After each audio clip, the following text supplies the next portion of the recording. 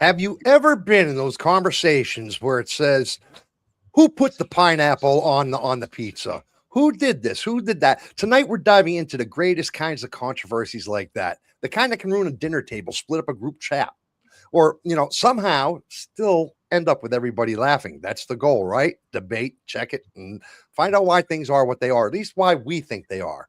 These are not the giant world end arguments, these kind of things. They're not going to solve why we alive or what's the meaning of life and stuff, but they are going to figure out some of the things that we always wanted to know, like which way does the toilet paper supposed to point, in or out? Which way does it go? These are the things we're going to be asking tonight. They're everyday debates. They're dogs in restaurants, for instance, or participation trophies. Yeah, my brother, things like these. We're going to be talking about things like that. The kind of topics where nobody is truly injured, but everybody acts like civilization itself is coming to an end. It's just about to collapse. That kind of situation. Are these things harmless fun, cultural crimes, or just proof that humans will argue about absolutely anything if you give them a snack, a chair, and a microphone? We're going to find out tonight here on Shits and Giggles. What say you, my brother? Man, I'm doing okay today. It's raining, it's hot, it's raining, and it's hot. Yeah, did you mention hot, by the way? It's hot. I know it's hot. It's hot. Holy shit, man. Man, the heat nowadays here in Alba Iulia, I mean, it's just too much. And combined with the rain, with the humidity, That's that El Nino thing they're talking about. I forgot. Is it El Nino or El Nino? I forgot if it's the Nino or the Nino. No, there's the two different ones, but one is for heat, one's for cold, I think. Yeah, I think it's El Nino. A Nino. Yeah, and it's like the strongest one in like a century or something like that. Or 2 centuries or something. It's ridiculous, man. I mean, we were breaking for you people here on this side of the pond, the Atlantic Ocean. We were breaking 40 degrees C. These last 3 or 4 or 5 days. We were at 40 C. A couple places had 42 C. For American people, we're talking 105, 106, 107 degrees. It's been overall sweating, which brings me to my first question, my first debate, by the way. Is pineapple on pizza, like I discussed in the opening monologue part thing. Putting pineapple, it's usually with ham, bacon, ground beef, sausage, pepperoni, these kind of things, on a pizza. But why and who came up with the pineapple on a pizza? Some people think the sweet and salty combination is delicious. I myself do not. I can't stand it. You know what I mean? Others think fruit on a pizza is an unforgivable crime against the cheese that it's sitting on. It's the truth. It's the truth. But what do you think, man? How do you think it started? And I think everything started in a Hawaiian pizza, and it's mostly credited to Sam Panopoulos, a Greek-born Canadian restaurant What? who added. I really thought that was going to be like Mona or Maui from the movie Mona 2. That's what I watched outside last night by Moana 2.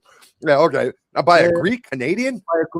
By a Greek-born Canadian restaurant, right? And they were the first one to put pineapple on pizza, and it was actually in 1960, my brother. 1960, this all came along, huh? Yeah.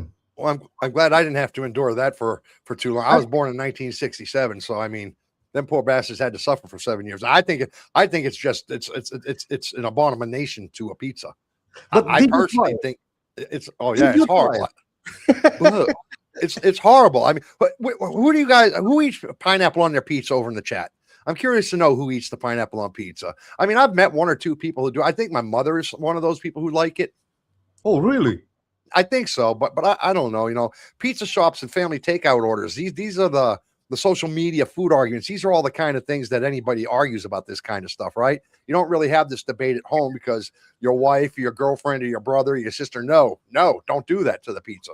So you usually get into these discussions, spur of the moment right then and there. So is pineapple on pizza a brilliant, sweet, and savory invention or a crime against the dough? Which one would you think it is? Man, let me hear what it says. Who do we got here, by the way? Did you say hello to the people, bro? No. We only said it in writing. So let's take a moment and say welcome, Sunny. Welcome, Ghost Stomper. Oh, Ghost Stomper. Long time no see. How you doing? How you doing? How you doing? And that's it. Oh, Vinay. Hello, Vinay. Welcome. Renee was interrupting me today when I was trying. She was giving me a bunch of grief today. I was trying to come up with a new song for tonight's trivia, Yeah. and she just kept interrupting me. Oh man, can you believe the book? For a woman, she's got a set of balls on her. That Renee, man, did you see she put out in her chat about all the times for her watch party? She has a watch party coming up on Saturday, right? And and on July 4th of all the things. I mean, the greatest holiday in the world has ever known. July 4th. I don't care if you guys celebrate it. That's your bads for not celebrating. Because this is an American household here. I don't care if I'm in Romania. This is like the U.S. Embassy. We celebrate July 4th over here without the fireworks, without the fireworks. Yeah, it's illegal a little bit. It's a little it's a little illegal, but come here on New Year's, come here on December 1st. My neighbors don't care about that. But yeah, but she had the balls to go ahead and put this watch party hour out. Man, she mentioned every place. She mentioned Toga. She mentioned Australia. She mentioned the Alaska peninsulas. She mentioned Western Europe. She mentioned Africa, Australia. She even mentioned China, Japan, all the hours. But you know where she didn't mention? Eastern European hours, man. Like we are nobody over here, dude. Oh. And I called her out on it. Yes, and I called her out. I called her out on it. Shame on her, right? I called her out, and then you know what she did? This is exactly what she said. Well, we got Vinay in here, so I'll keep it cool. But what she said to me was, "F you, Joey. Go back to your song." Oh yeah, but she didn't abbreviate it, bro. She didn't abbreviate it. No. You mentioned, but you did not mention the East. I don't care if you mentioned even worse. She mentioned the Central Europe too, bro. Not even Central. Yeah, I only gave her credit for West, but she mentioned Central too. I think since you mentioned Central and West, you kind of excluded the Eastern European. With intention. That's with intention. A little bit. That was premeditated. I think she wanted to hurt not your feelings, our feelings, deliberately. Look, bro, she did it again. Look, you thought I was lying. Fuck off. No, I said fuck off. Then go and do your song. She did too. She sort of just like that. So listen, we're talking about pineapples. Ghost Stomper says, of course he does. I don't know why, but I kind of figured he was going to say that. He looks like a pineapple kind of on a pizza guy, Ghost Stomper. He likes that. For me, pineapples on pizza is okay. It just makes it more like Swedish, Vinay says. Vinay says, I don't like hot pineapple, but if it's cold on pizza, I'll eat it. Huh. Yeah, there is a bit of a difference. I know what she's talking about there. I've had pineapple where it actually gets hot or warm because they cook it. They put the pineapple on before they cook it, and so the pineapple is hot. And I don't like it. It's like goes against the whole nature of the fruit. I did try once pineapple on pizza, and like you said, it was the hot one, not the cold one. And no, it's not for me. I don't like it. Even though I like pineapple, but not on pizza. I just don't see it going with pizza. And in Germany, they actually use pineapple on meat, on one type of meat. I think it was pork. Yeah. They do the same thing in America too. They put slight like the round rings of it, not the cubes. They put like round rings of it over on the pork. They glaze it on the pork. Now that's good though. That's tasty. That tastes really good. Man, it does. It tastes good. You roast your pork, your pork with the pineapple circles, rings around on it. Yeah, that's delicious. Man, hello, Sora. Glad to have you, even if it's on and off today. Glad you could join us. VNA, man, girl, focus that back around on Mama Vinay. Turn that back over. Nobody's starting a fight over here, Vinay. Your mama did you see what your mama said? Look what your mama said right above there.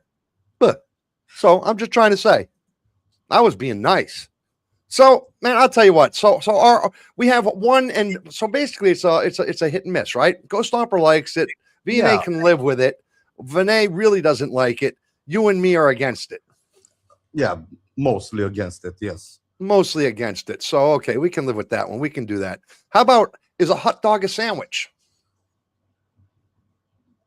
I've heard this one debated a couple of times.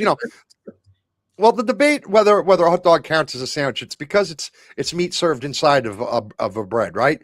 And just because something's put inside of a bread, does that make it a sandwich automatically if you squeeze something between two pieces of bread? If so, aren't you really eating like a jelly when you put jam in there? Aren't you really eating a jelly sandwich? I mean, I don't understand. So it sounds ridiculous at first, but people quickly start to defend their side, like they're arguing before the Supreme Court of lunch, this kind of thing when it comes to this, because people say it's not a sandwich, but I'm not sure where it all started. But everything grew from food classification debates, dictionary definitions, and internet arguments about what technically counts as a sandwich. You know, you find the debate mostly on social media, sports stadiums, food podcasts like today's podcast. It's not a food podcast, but it's still a podcast. Bar conversations, and on a You lunch find break at work. yeah, these kind of places. Well, Vinay brings up a good point. Like then that a burger is a sandwich too. Why isn't it called a hamburger sandwich? Why is it just called a hamburger? Because if it's between two pieces of bread, I mean that's my point. Where is the definition of it? Is a hot dog technically a sandwich, or does it belong on its own sacred kind of meat tube category situation, or is anything that you put between bread? And I'm sitting here as I'm speaking to you, trying to rack my brain, figuring of something to catch that, to sneak that off. Vinay did it for me. She did it for me with that burger because that's the only thing I come up with. Because everything I come up with, if you put an egg, yeah, they call it egg salad. If you put bacon, yeah, it's a bacon BLT kind of sandwich. If you put chicken, yeah, you got chicken sandwich. So I'm kind of racking my brains, but she's right. Hamburger is the one. Yeah, but No, no, they're not sandwiches, man. I don't see them as sandwiches, right? A sandwich when you have two loaves of bread, two slices of bread with some meat, ham, doesn't matter what, on top of it, in between them, not on top of, in between them. The best apple juice. I see hot dogs different. I mean, they look different, they are different. But it doesn't It's look bad.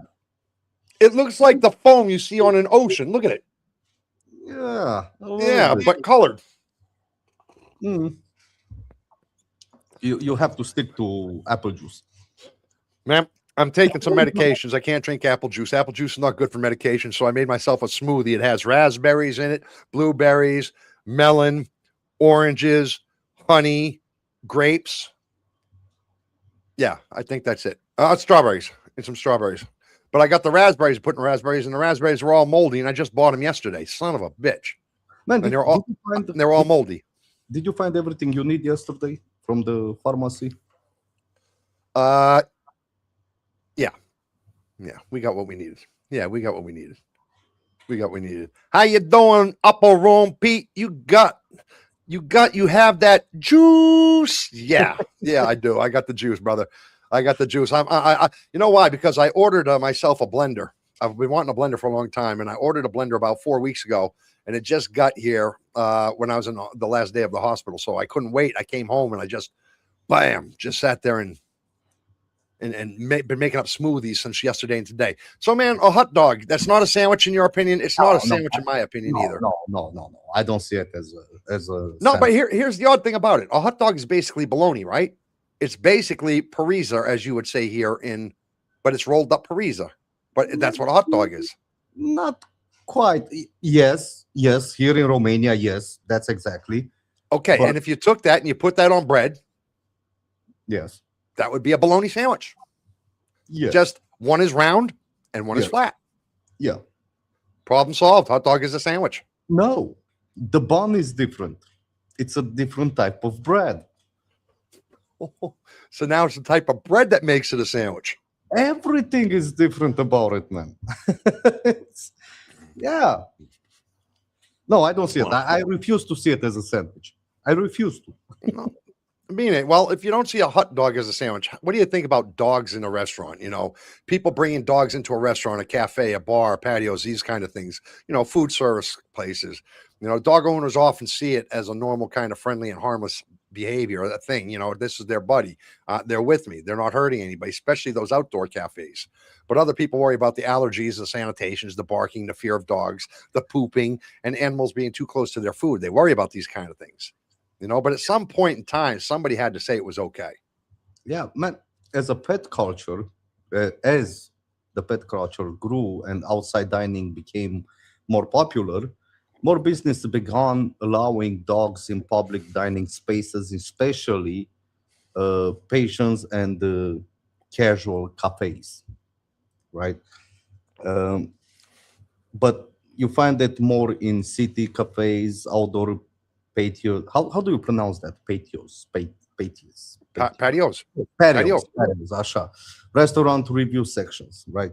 Neighborhood groups and anywhere someone's dog is sitting closer to the table than a paying customer. Now, on this, I do have to say something about animals on terraces, on inside bars and stuff like that. If it's a well-behaved dog, I have no problem with it. But if it's a dog that jumps on other customers, that go to other customers, then I think it's a little bit too much. Because let's say I have allergies to hair, right? And your dog comes and jumps on my legs and stuff like that. His hair flows all over my food and in my face. As long as the dog doesn't jump on people, I think it's okay to have them inside bars, in my opinion. Man, inside of bars, I agree with them being. I agree with them being inside of coffee shops like this Five to Go that we have. They're pet friendly. They let you bring your dog in. I do agree. It matters if your dog is not well behaved and they can't go there, right? It's kind of like just having a kid. You see the signs on the window saying no kids allowed without parental supervision because they don't know how to Yeah, act, right? Well, it's yeah, the yeah. same thing with the dog. So I get that. I get what you're understanding. But I also say it's okay for them to be at a restaurant if you're at a terrace, like you're in a cafe kind of thing out on a sidewalk and your dog can come sit next to your table. I think that's okay. But if you're actually in a dine-in restaurant, I don't think they should be allowed there. But they should be allowed in like the bars, the cafes, these kind of places, yes, where there's really not food, or if there is food, it's just like a hamburger or a hot dog sandwich or something like that. You know what I mean? You had to throw the sandwich in there. You know, if it's something like that. So I do kind of think that. I do think they're allowed, but not where you're having full course meals, where you're ordering the steaks or the lobsters or the chicken breast tartars and stuff. Yeah. No, no, like I said, man, even inside, like I said, if the dog sits there with you next to your table, he's not all over the place, I think it's okay. Renee says, "Were you explaining something about pups to her?" And Pete is asking me, "Yeah, orange and blue skies. New York Knicks are the champions. Yeah, they won last week, Pete. They won last week. Who They're a won? good team. They are a good team, man. The Knicks. Ooh. It was a Texas team. I think they beat, wasn't it? I think they were playing one of the teams in Texas. Was it in Texas? I forgot who they were playing, but I think it was a Texas team. I have no idea. Hmm. I don't Well, I really. thought basketball was your thing, man. Yeah, it's my thing, but I have notifications on Google. I just receive the live scores, and that's it. That's all that matters to me. I don't have time to watch the games or Oh, patience to watch them. well, Vinay was talking. Did you answer Vinay about explaining the pup that was biting me last Sunday? Your puppy that was biting your finger. Yeah. That's right. Right.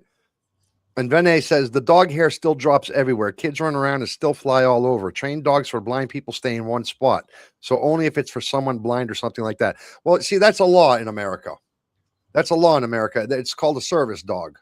Yeah, If you have a service dog, there's difference. They have self-help dogs. They have these, emotional support animals and so forth, so on. That's not the same as a service dog.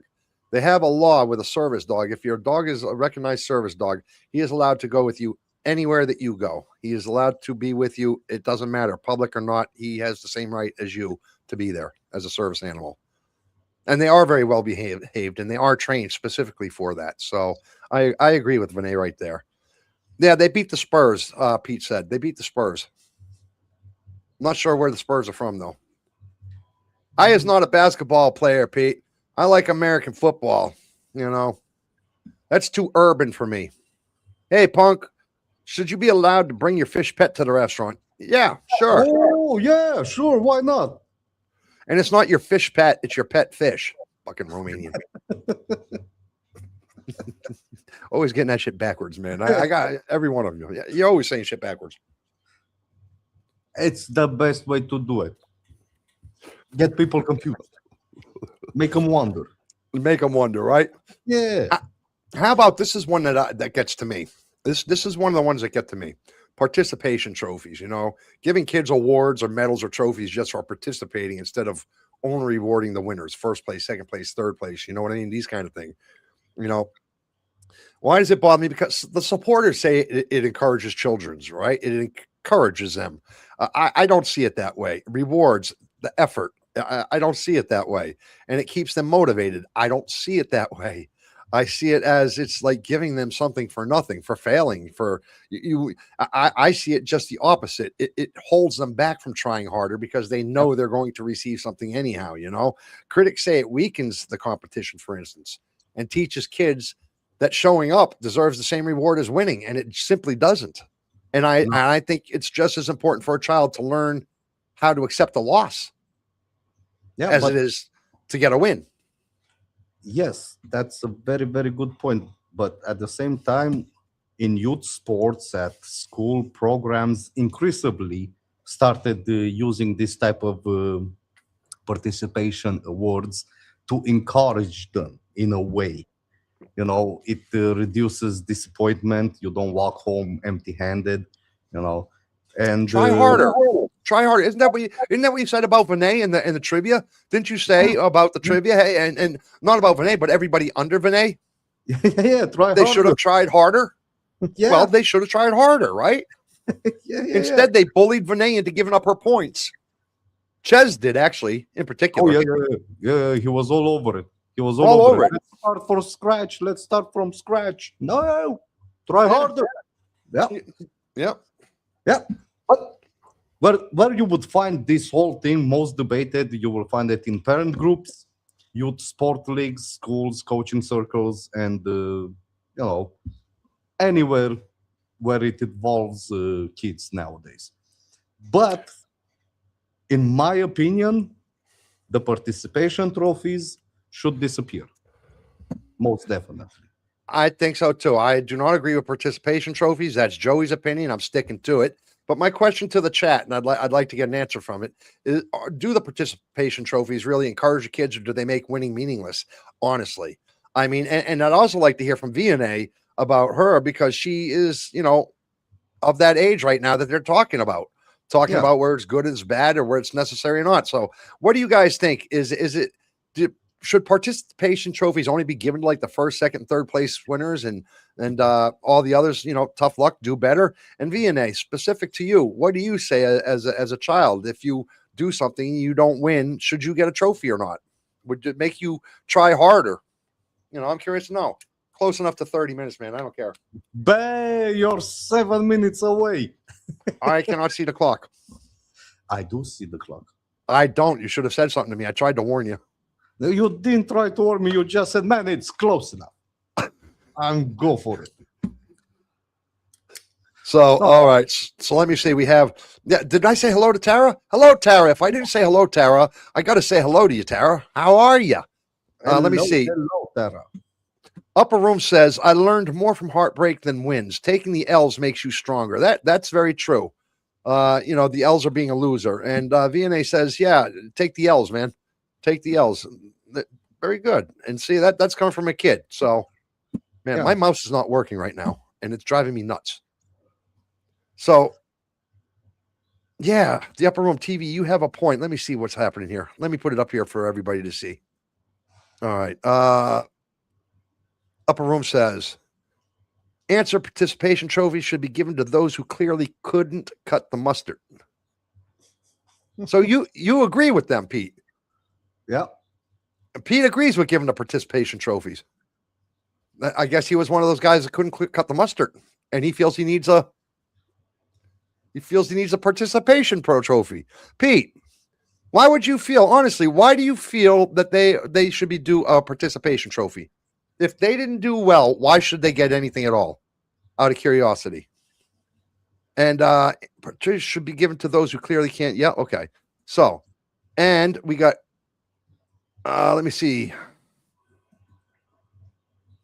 Suni over here. Now you shouldn't get a trophy because you lost. Just try harder next time, even though you're going to throw a tantrum about it. But yeah, there you go. Good evening, Marion. Glad you could join us. Tara, glad you're okay. Everything is good. Vinay, let me see. What if you had gold, silver, and bronze for top 3 and another color for participation? They do brass. You know what they have for anybody else? Yeah, just like that. That's what they have. That's what they have. Bubkiss. We call it Bubkiss. Nada, Namik, Zilch. You know, you name it. Man, screw it, man. I don't agree. I just don't agree with it, man. And it has nothing to do with the kids. I mean, it has. You know what?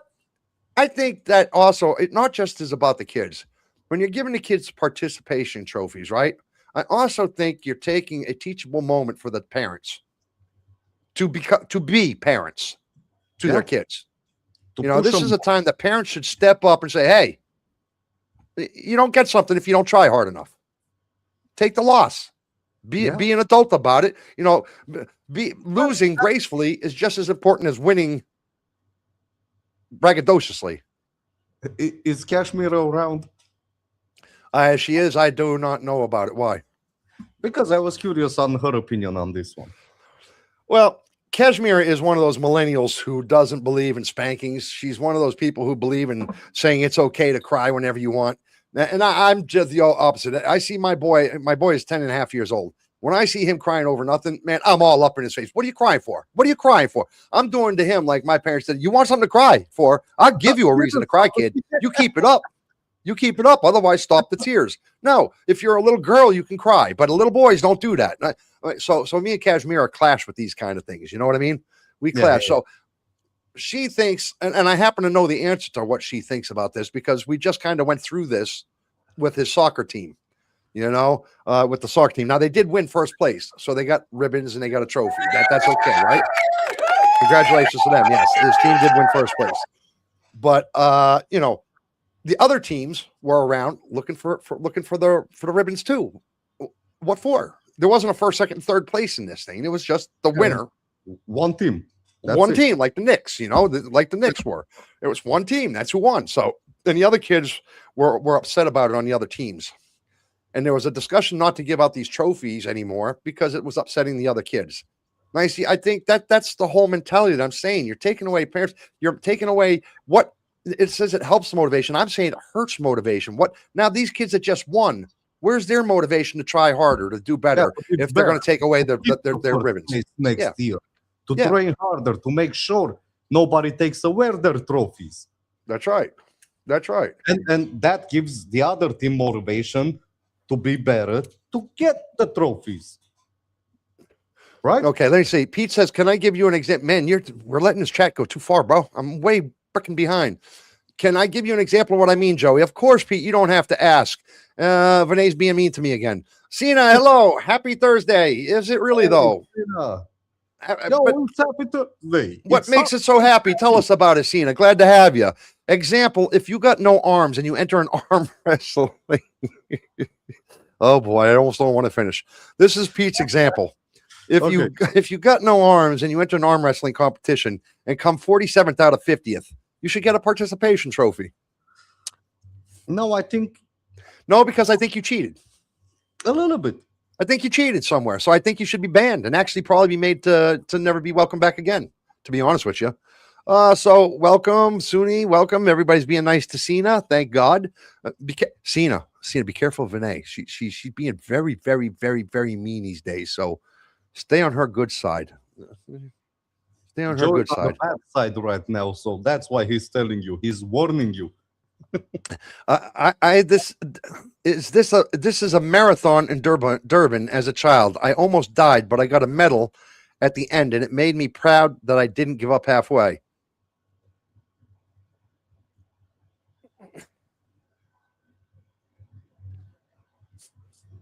But I'm not sure what to say to that, right? I'm not sure what to say. On this no, hand, I understand what she's trying to say, right? Because mm, no, yeah, but because you finished the race, right? yeah, You did yeah, finish the race. yeah. So That should have been pride enough for you. yeah, I mean, but Yeah. you didn't Why? finish first, second, or third, but you finished. Right. Well, VNA. Well, we were talking about not crying for a reason, right? Guys cry. I cry. I cry. I the only one I haven't seen cry. Oh, only once have I ever seen my boy Milo cry. Only once in my life. Only once have I ever seen my boy Milo cry. I've cried quite a few times. He's seen me cry a few times. I'm a little bit. I'm more sensitive this way. So I mean, it's okay for guys to cry, but I think there has to be a reason. Like you're saying, what if Triker was crying because he lost a family member or something? That's something different. That's That's different. something different. By all means, cry. Let the grief out. What if he was crying for a reason? For a reason, he can cry. For a reason. But if he's crying because he didn't get the bike he wants, or he didn't get a trophy because he didn't win it, or if he's crying because the dog farted on his face when he was sleeping, if he's going to cry for these things, he's got troubles from me. So, and dogs do that, man. Dogs do that. Life is good and we are alive. That's what makes it a happy Thursday. Hoot, hoot, hoot, hoot. Very good answer.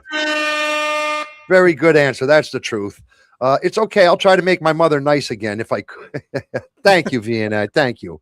Joey, continuing with his sentence. Ugh. Vinay Schumann. Schumann, excuse me. It's Schumann, not Schumann. I should know by the song. I keep saying Schumann. Jesus. But it looks like shoe, man. Man, I'm just trying to say. Anyway, it says Vinay, first ride. What is that? How come that keeps doing that? Oh, how come it keeps spelling out all the emojis and stuff? man, I have no idea, but only on StreamYard, not on YouTube.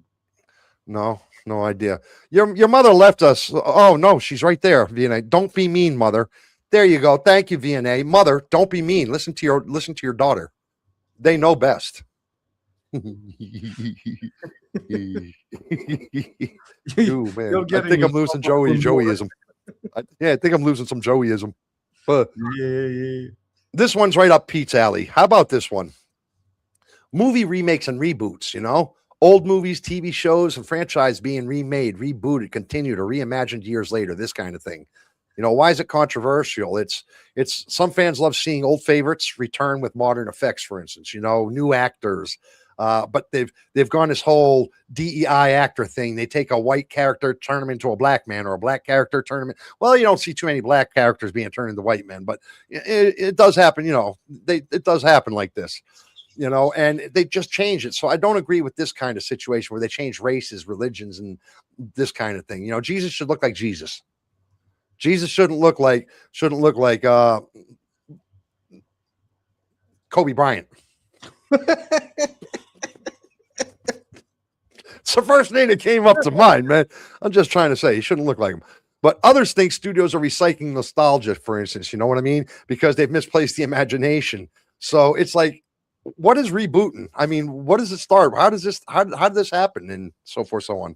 Well, remakers have existed for decades, but nostalgia-driven franchises became much bigger as studio chased familiar brands and built-in audience. That's why you've got Kobe Bryant as Jesus. I got Joeyism going. I got some Joeyism. Oh, plus. Plus. I did that all without help. Daughter, her knows best. Wow, that sounds great. Cena says, man, you guys are on dangerous ground. Don't pick on Vinay. No, we do not pick. Now, wait. I want to make a note of this right here. I want to. This is something special right here. What Cena did. Cena doesn't really know Vinay, right? They've kind of only made acquaintance over the last 2 or 3 or 4 weeks, right? But here she has got her sister's back. You know what I mean? She's sticking with the woman. We're on dangerous grounds. Don't pick on Vinay. If this were the other way around, do you think Pete would have our backs, bro? No. Pete's going to throw us under the bus and stick with the women, isn't he? Immediately, he's going to do some shit like that, right? He's not going to be his brother's keeper. So, Pete, I want you to pay attention to how that's done, bro. You know, you got to stick with your people, man. We hang just like you hang. They don't. They don't. You know, they don't hang. They don't hang. So leave them alone, man. They got each other's back. Get our back. Yes, stick with us. Hey, remake suck. Tara says so. Oh, here we go. Vinay says, "Oh, here we go." Thank you, Cena. Yeah, of course. You're going to say thank you, Cena. Of course, you're going to say thank you. I could tell you what my mother is like if you want. Ooh, ooh, ooh. Hey, she gets it from her mother. I know where she gets it. She gets it from her mother. This whole tell everybody thing. Oh, why am I picking on Vinay so much tonight? I need to stop picking on Vinay, don't I? I think the fact that she told you in the chat to go F yourself. Oh That kind of no, hurt you a little bit. no, that was fun. That was fun. It was that she disturbed me while I was trying to make some music, and she didn't put Eastern Europe on there. I feel a little left out. I feel a little left out. That's what it is. So yeah, but poor Vinay. I gotta, my brother. Yes. USA.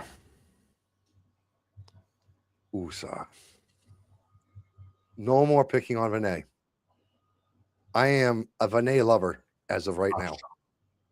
I am a lover of Vinay's. Wait. Say that again. I am a lover of Vinay's starting right now. I will no longer pick on Vinay's. Venice. Yeah. Yeah. So man, I'm just trying to say, man. But what do you get?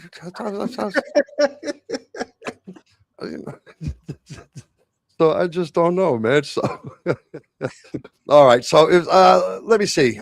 She's like a kind of beautiful. She's like a kind of a beautiful woman. VNA says. Kind of like. She doesn't say, "Oh, she is a beautiful woman." No. She's I think kind of like a I think she meant she's like a kind, and beautiful, beautiful woman. Kind and beautiful woman, right? no, kind, beautiful woman. Oh. Oh, Okay. Well, it's be nice to Vinay time. So yeah, I think you're probably right. Okay. So I think you're probably right. Vinayism, 300. plus, So plus. all I'm trying to say here is remakes have existed for decades, right? But nostalgia-driven franchises became much bigger as a studio chased familiar brands and built-in audiences, these kind of things.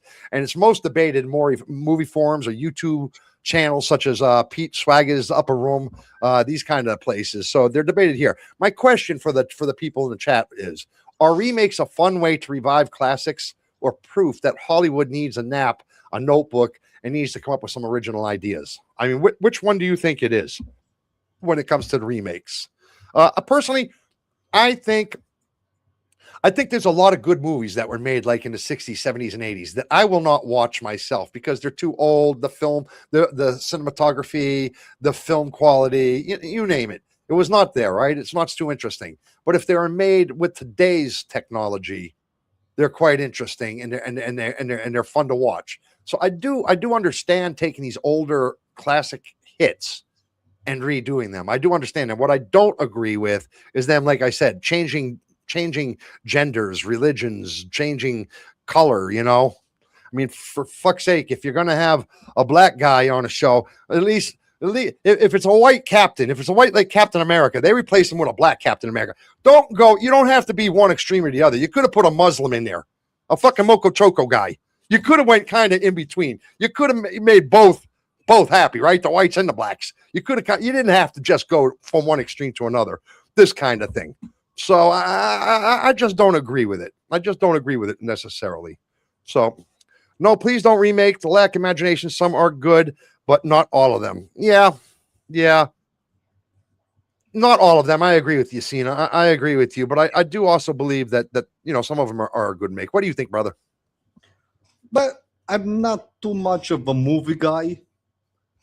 But I did hear something going around, like you said, changing characters, changing whole different person in the same story. So I don't know. For me, for example, if I watch a movie, let's say I see 3 movies of Superman, and then the actor changes, I don't really want to watch it anymore. Okay, but well, there's so much to unpack here right now. with Chez's comment. Hey, Joe. Hey, Ches. How you doing, man? Welcome. Yeah. Let me help you No, with that. no. Let me highlight it for you. Yeah, Wait. no, I got you. I already got it for you. You just undid my shit. So go ahead. Okay. No, go ahead. You got it.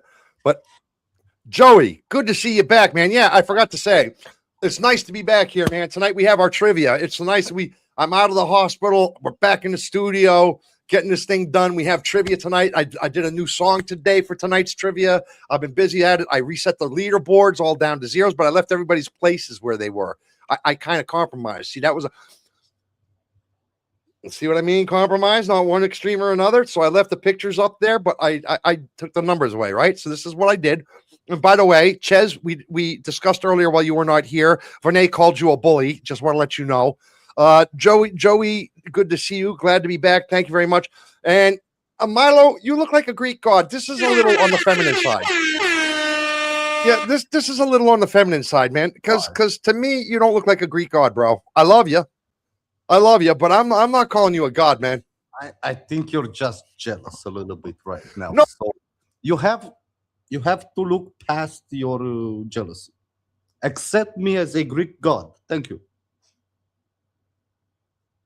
See, that's the beauty of it. The gods helped me and muted your microphone, so we cannot hear what you just said. Fuck. Okay, so I did it to myself that time. I thought you'd. So you know what I do see that you could be if you just sat there, kind of. If you did one of these, I could see a modern day Jesus Christ in you. If you took the ball cap off, you have the same complexion, the same look. You have that same kind of look. Yes. If Jesus Christ were to have cut his hair, you would be him. You got that same old structure. I think so. I can see it in you. That's the color I see. You're not a god, but God's son. Something like that. Yeah, something like his son. Maybe like his son. Yeah. So, Vinay, Sina, Pete, my man. Hey, Sonny and Tara. So everybody's saying hello. Yeah. We finally got Ches up here, by the way. He finally came up here.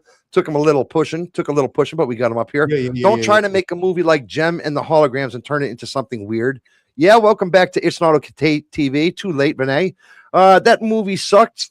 Yeah, you can't say it after the fact, Vinay. That doesn't, you know, don't tell me to F off and then say welcome back at the same time. I mean, Jesus. Thank you, Vinay. It'd be nice to Vinay night. You know what I almost did tonight? And I really came this close to doing it. What? You remember that song I made for Vinay? Yeah. Do you remember that song? Yeah. I ran across it today when I was looking for music and I was doing stuff. And I almost put it up on tonight's music thing. And I didn't do it because I said to myself, I was supposed to write a song for each of the people in the chat. Yeah. But then our chat people changed. The Chase disappeared. The Nomads disappeared. The Maddies disappeared. Our chat people, that at the time that I wrote Vinay that song, had disappeared. Echo Drift is not around very much. Well, she's down at her sister's house. So, this kind of thing. So I didn't put it up, but I do think maybe I'm going to put it up for Thursday, for what is today? Thursday for Sundays. I think I'm going to put Vinay's song up for Sunday just to make up for any bad jokes I've made today, because they're not done, I'm sure. So I'm just to make up for it. I got to give it up. Let me see. Ches, you're a popular guy. Vinay, Joey, want some Jello with that? Milo has some power on his side, man. Kashmir says hello. Icebringer says howdy. Joeyism. Vinay says Joeyism. 80,000, dude. That's better than being a god. That's better than being a god. You have never hit 80,000 in your entire It's Not Okay TV career. You've never had Miloism for 80,000. Nope, never. You see what writing a woman a song can do for you? It gets you an ism. It gets you an ism, man. Yeah. I don't have the ism. So, how about self-checkout machines? This is another one, man. We're only about halfway through this list, and we keep digressing.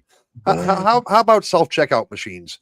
Store checkout machines where the customers scan the bags and pay for their own items. This kind of thing, like in the Lidl's, the Coughlins, and so forth. Some people love the speed and the independence of it, right? Because I've personally not like to stand in the lines. But at the same time, I also have a problem in my head. If I have 5 or 6 I feel comfortable enough to use it, right? If I don't have 5 or 6, if if I have more than 5 or 6, I can't do it. I just can't do it. It feels like too much for me. I feel like I need to go to somebody to handle that. I don't know why that is. It really is. But others feel like they're doing unpaid work while the machine accuses them of crimes, of stealing shit, of not scanning things proper. That everyone and here's the thing that kills me. When you go to these self checkout machines, they're never just sitting there by themselves, like, go ahead and take care of your shit. No, they've hired 1 or 2 guards to sit there and watch you. Well, instead of doing that, why don't you just put them on a cash register? Open up 2 more lines. Put the people on the cash register, open 2 more lines. Why do you got to hire somebody to watch me not steal your food? Man, let me tell you a little bit how everything started here. Now, go ahead. Go ahead before I go. Go ahead before I go. It's super cold in Cape Town. My groin identifies as a vagina. Sorry, bro. I saw that in the middle of your conversation. Let me tell you a little bit how everything started. Now, retailers introduced self-checkout system to reduce the lines, my brother, improve efficiency, and move more customers through stores with fewer staff lines. Yeah, but like I say, if they took the guards and just opened up 2 more lines, that would do the same reducing, wouldn't it?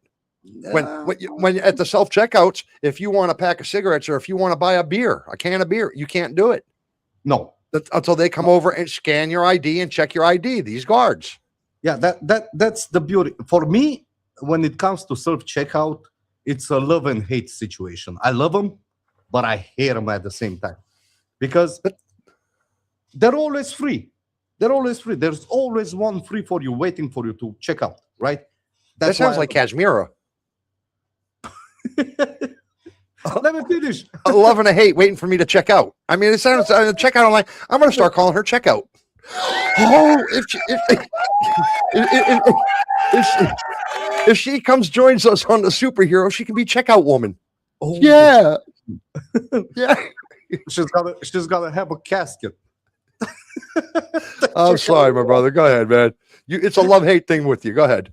Yeah, because man, they're always free, so I don't have to wait in a line. I just go scan my stuff, walk out, right?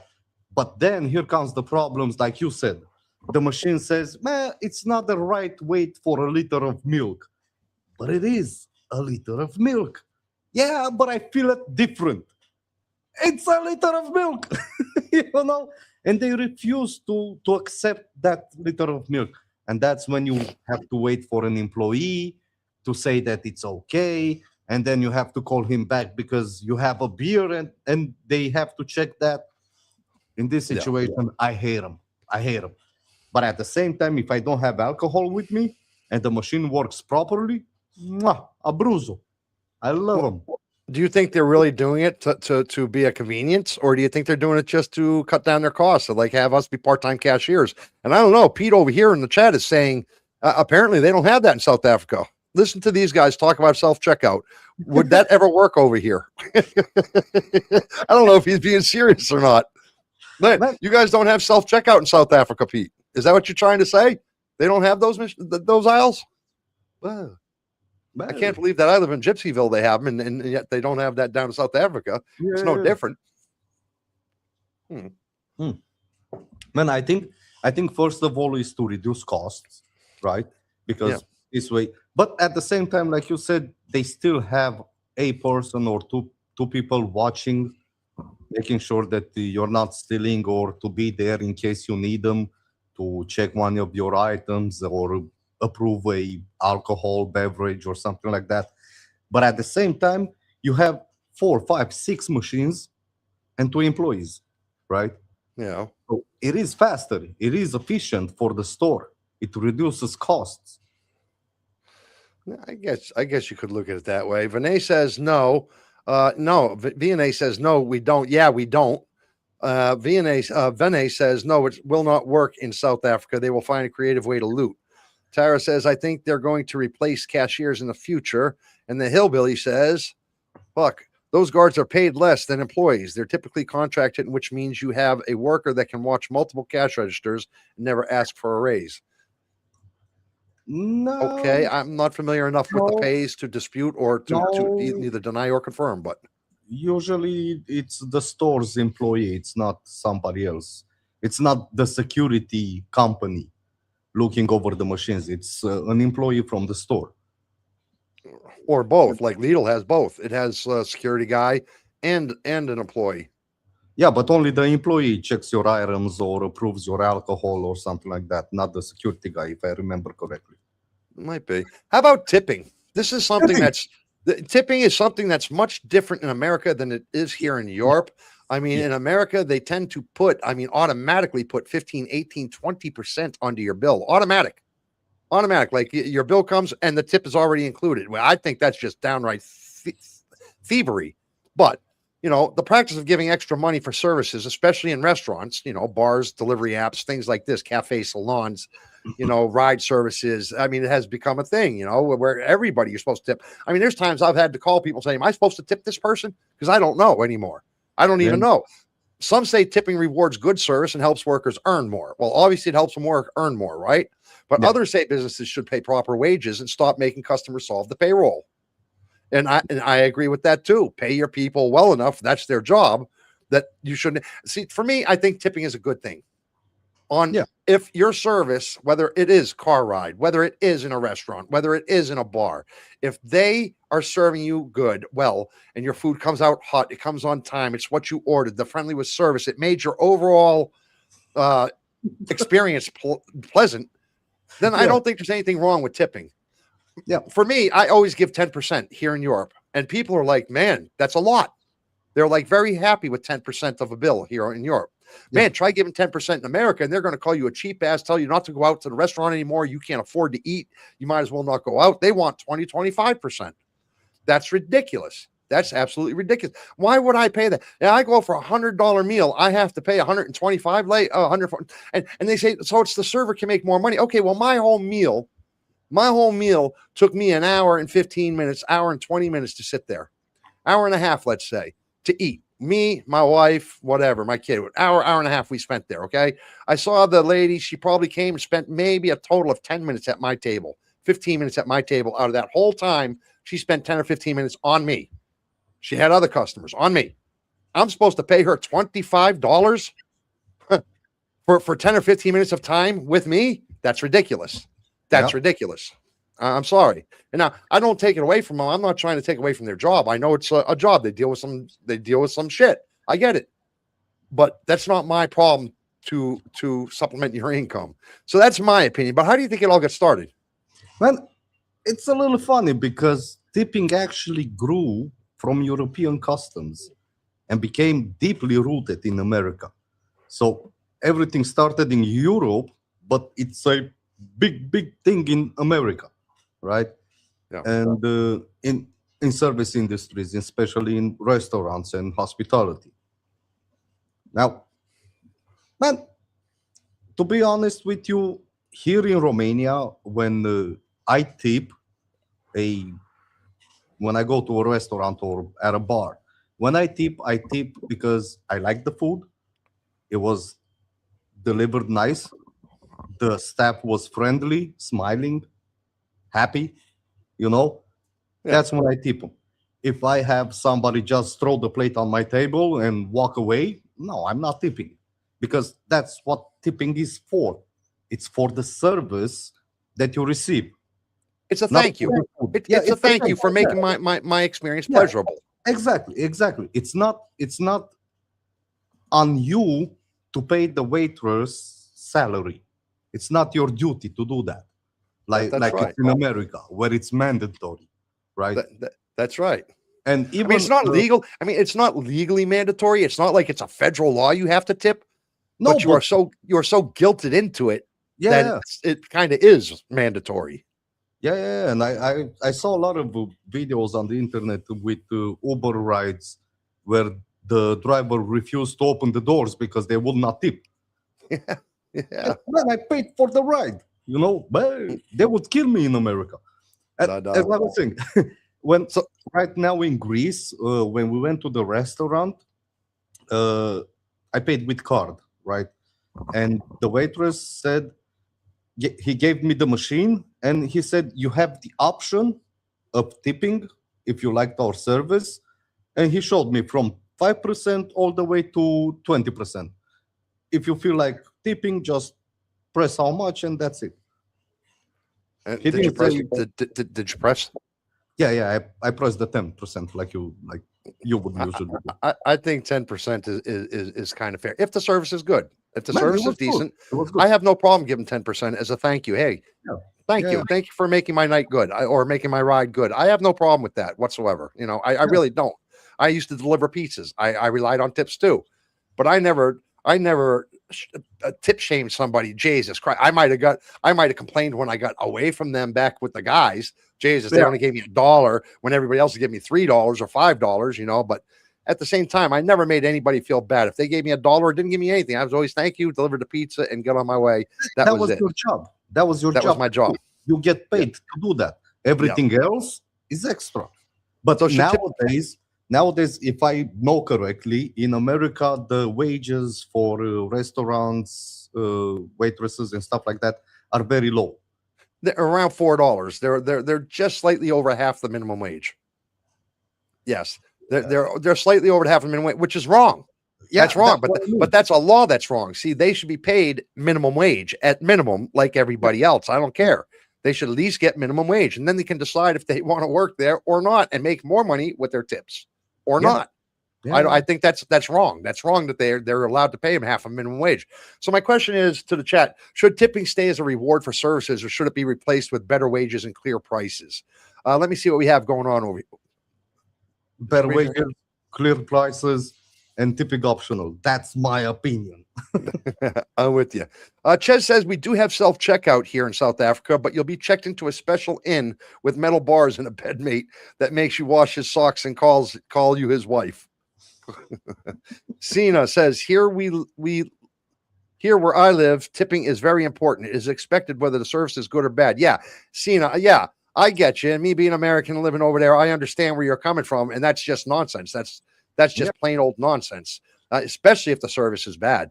If the service is bad, I mean, I will walk out. I mean, I have walked out and left $1 on a $50 plate before, on a $50 bill before, on a $50 bill. That's not me. Normally, that would have been at least a $7 to $8 tip minimum.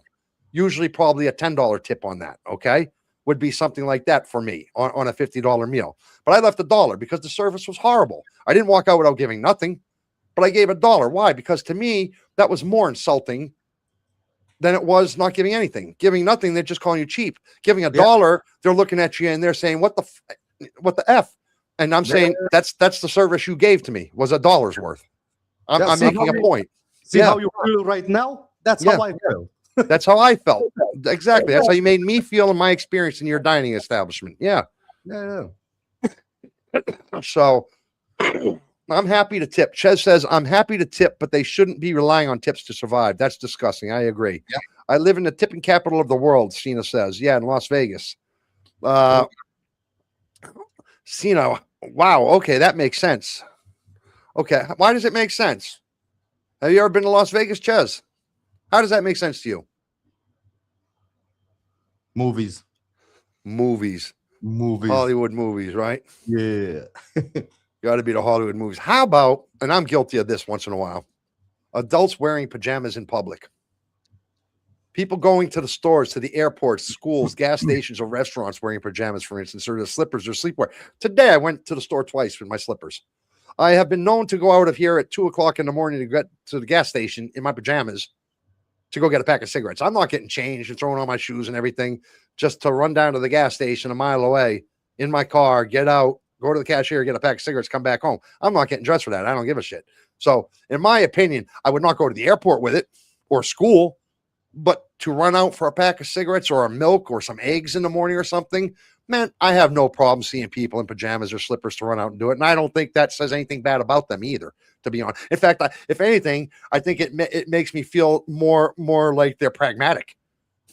They're actually more pragmatic. They're doing things logically. They're doing things that are quicker and easier. I mean, why spend all that time throwing shoes and clothes on when you're literally going to be out of your car for 1 minute to run in to get a milk or something. You know why? Because somebody's going to see you in your pajamas. Somebody's going to see you in your slippers. What the fuck, man?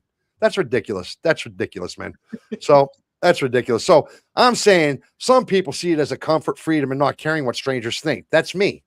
I don't give a shit what somebody thinks of me and the way I look. I really don't. I don't give two shits about it. Other things think that the society is one bathrobe away from collapsing into a beanbag chair kind of thing. Well, see, there is a point of laziness. When I say that, I am talking, there are limits, right? So I'm not going to go out there to a concert or go out to a dinner dressed like that. I'm going to do my best to look as good as I can when I'm going out to do something. I am taking some effort. I am going to show some effort in myself. You know, but for these running out things for 5 minutes to a store, man, fuck you and your effort, man. I don't give a fuck. Go, shut up. Go sit down. Go sit down. Shut up. Leave me alone. Man, the thing about casual fashion is the fact that it became more acceptable over time, especially with remote work, since everybody started working in their pajamas, travel comfort, relaxed dress codes, and people caring less about dressing up in public. But in my opinion, when it comes to pajamas to the store or to the gas station or anywhere outside your home, wearing pajamas, I don't like to do it, and I'm not gonna do it because I see them as house clothes. With those clothes, I go to bed, right? And once I take the pajamas outside, man, man, they're not clean anymore. I don't see them as clean anymore. Well, there's where we differ, because I can go outside wearing my jogging pants, wearing my shirt, go outside, hang out, watch a movie, do something like that outside, come home, pass out in the bed, and sleep till the morning time, get back up in the same clothes, run out to the store. Are they pajamas or are they clothes? Which ones are they? They're comfy clothes. But I slept in them. Yeah, you did sleep in them. It's seen as like, looks like people just rolled out of bed and went there. It doesn't look like that, Cena. That's what it is. That's what it is. We just rolled out of bed. We said, oh shit, we need some eggs and we need some milk or we need a pack of cigarettes. We just rolled out of bed and said, man, we got to do that. And we went to the store and we got it. It's not, seems like it is exactly what it is. And what's the problem with that? How does that affect you, Cena, or affect anybody else that's looking at you because you don't like it? No, I mean, how does it affect anybody? Man, I was living, before I moved to Germany, you know how people are here. They always like to be dressed up, and even if they go and take out the trash, they're going to get dressed first before they go out, right?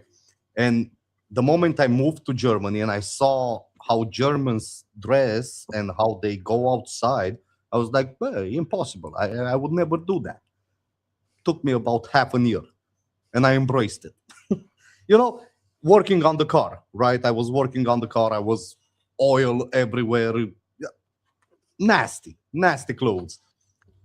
Straight to the store, buy bread, buy food, buy whatever I needed, go back home. That's how they do it. But they do have once a year a pajama party in the whole city where everybody goes out in their pajamas. But that's it. Other than that, you don't see them outside in the pajamas. You do see them nasty, dirty. Going through the stores. Going to the stores, going to the bar, having a cafe, all smooshed. No problem. Yeah. I have no problem with that either. I have no problem going there right out of the fucking filth. In fact, I think you gave me shit for that one time going into the Deadman here. I think it was one time I went into the Deadman here and you gave me shit. You said, you're going to go like that? I mean, I had like paint all over the front of my shirt, down my pants. I had fresh freaking paint. And I said, I got to go to Deadman. I got my car and I drove to Deadman. I think that must have been before I moved to Germany. Yeah. You gave me a bunch of shit. You said, you're going to go like that, man? Get changed. I'm like, why am I going to get changed, bro? I'm going to get a freaking paintbrush or two or whatever the hell it was. And then I'm going right back to painting. Why am I going to go get changed? I'm walking into a construction store, man. It doesn't matter. It's a different mentality. Like I said, everybody gets dressed up to throw the garbage here. You don't see them in their pajamas. Yeah, well, I think it's crazy. Why. So, yeah. Ches says, I run to the shops barefooted in shorts, and I definitely get funny looks, but I don't mind. Yeah. VNA says, I one time went out with pajamas when I went to the store with my stepdad. The only time I was in a bathrobe out in public was when I had to call an ambulance for my dad, Cena said. Man, I guess I'm the fucking slob of the group. Dressing properly shows respect for people around you. That's how I was raised. No, see, I disagree with that. I No. disagree with that 100%. You know, dressing properly shows respect for people around you. No, if you're going out to a restaurant, on this I agree. If you're going out to a restaurant, if you're going out to a concert or a public park or something like this, I agree completely with this, right? But it's not about respecting others. It's about respecting myself enough to look good enough to be properly dressed when I go out. It's not about others. I don't give a shit what others think of me. Let them look at me like I'm, you know what? Jesus Christ himself loved the poor man.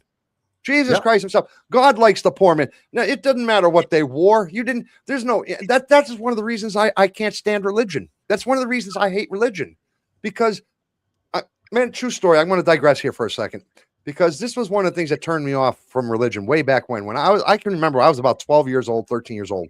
My mom and dad brought me and my sister to a church.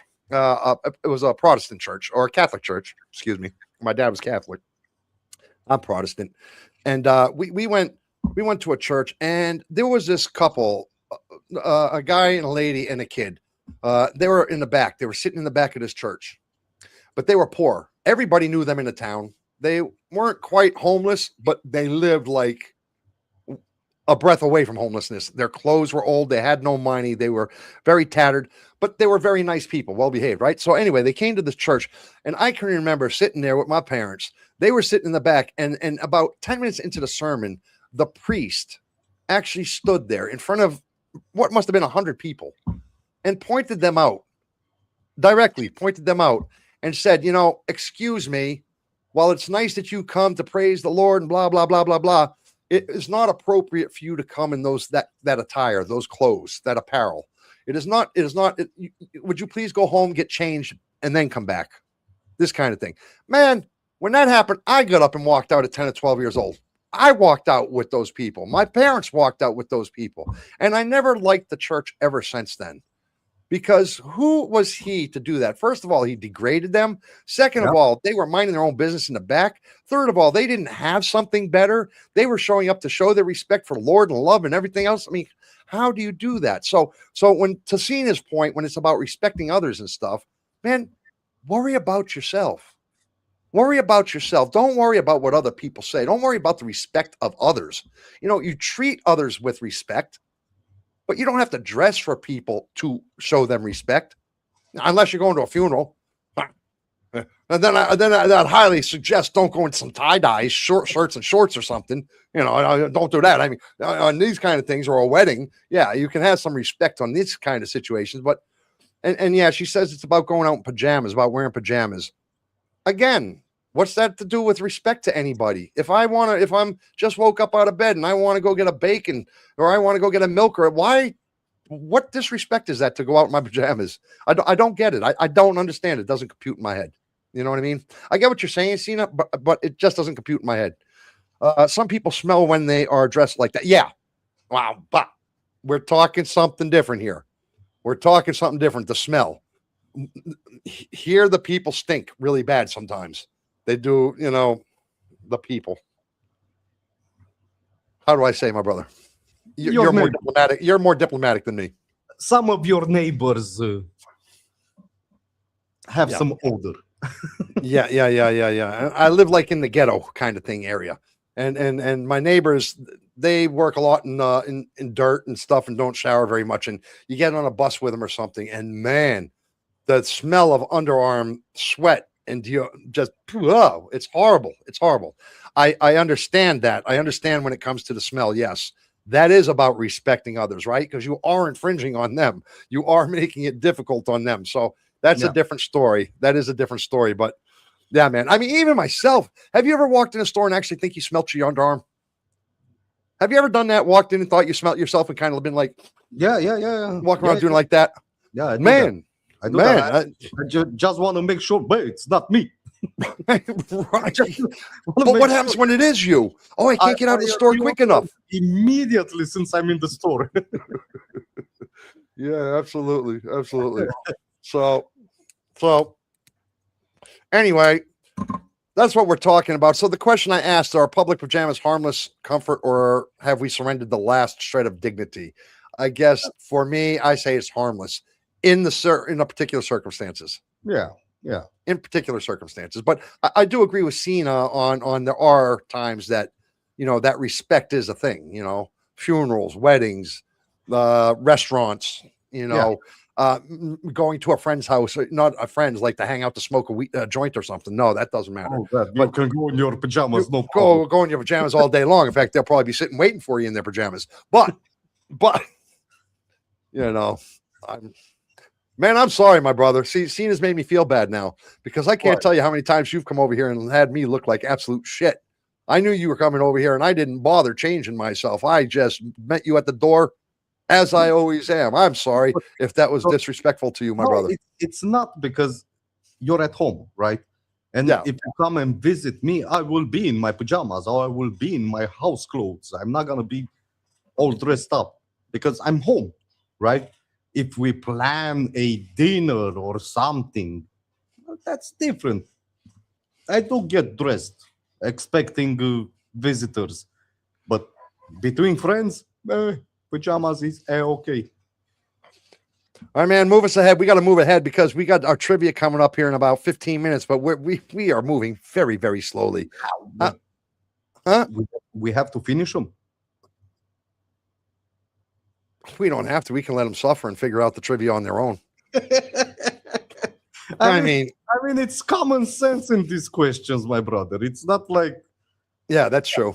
That's true. it's I don't not, have any kind of real statistics or anything on them. So, yeah, we don't really have to get through them all. no. We just go through them like we usually do. Yeah, okay. But, As man, far how as- about taking a second? We are a little more than halfway through. We're about three-quarters of the way through the show before our trivia. So, how about doing your share, like, subscribe spiel? Share, like, subscribe. Don't forget to smash the bell icon. Don't forget. Oh, I don't have. Wait.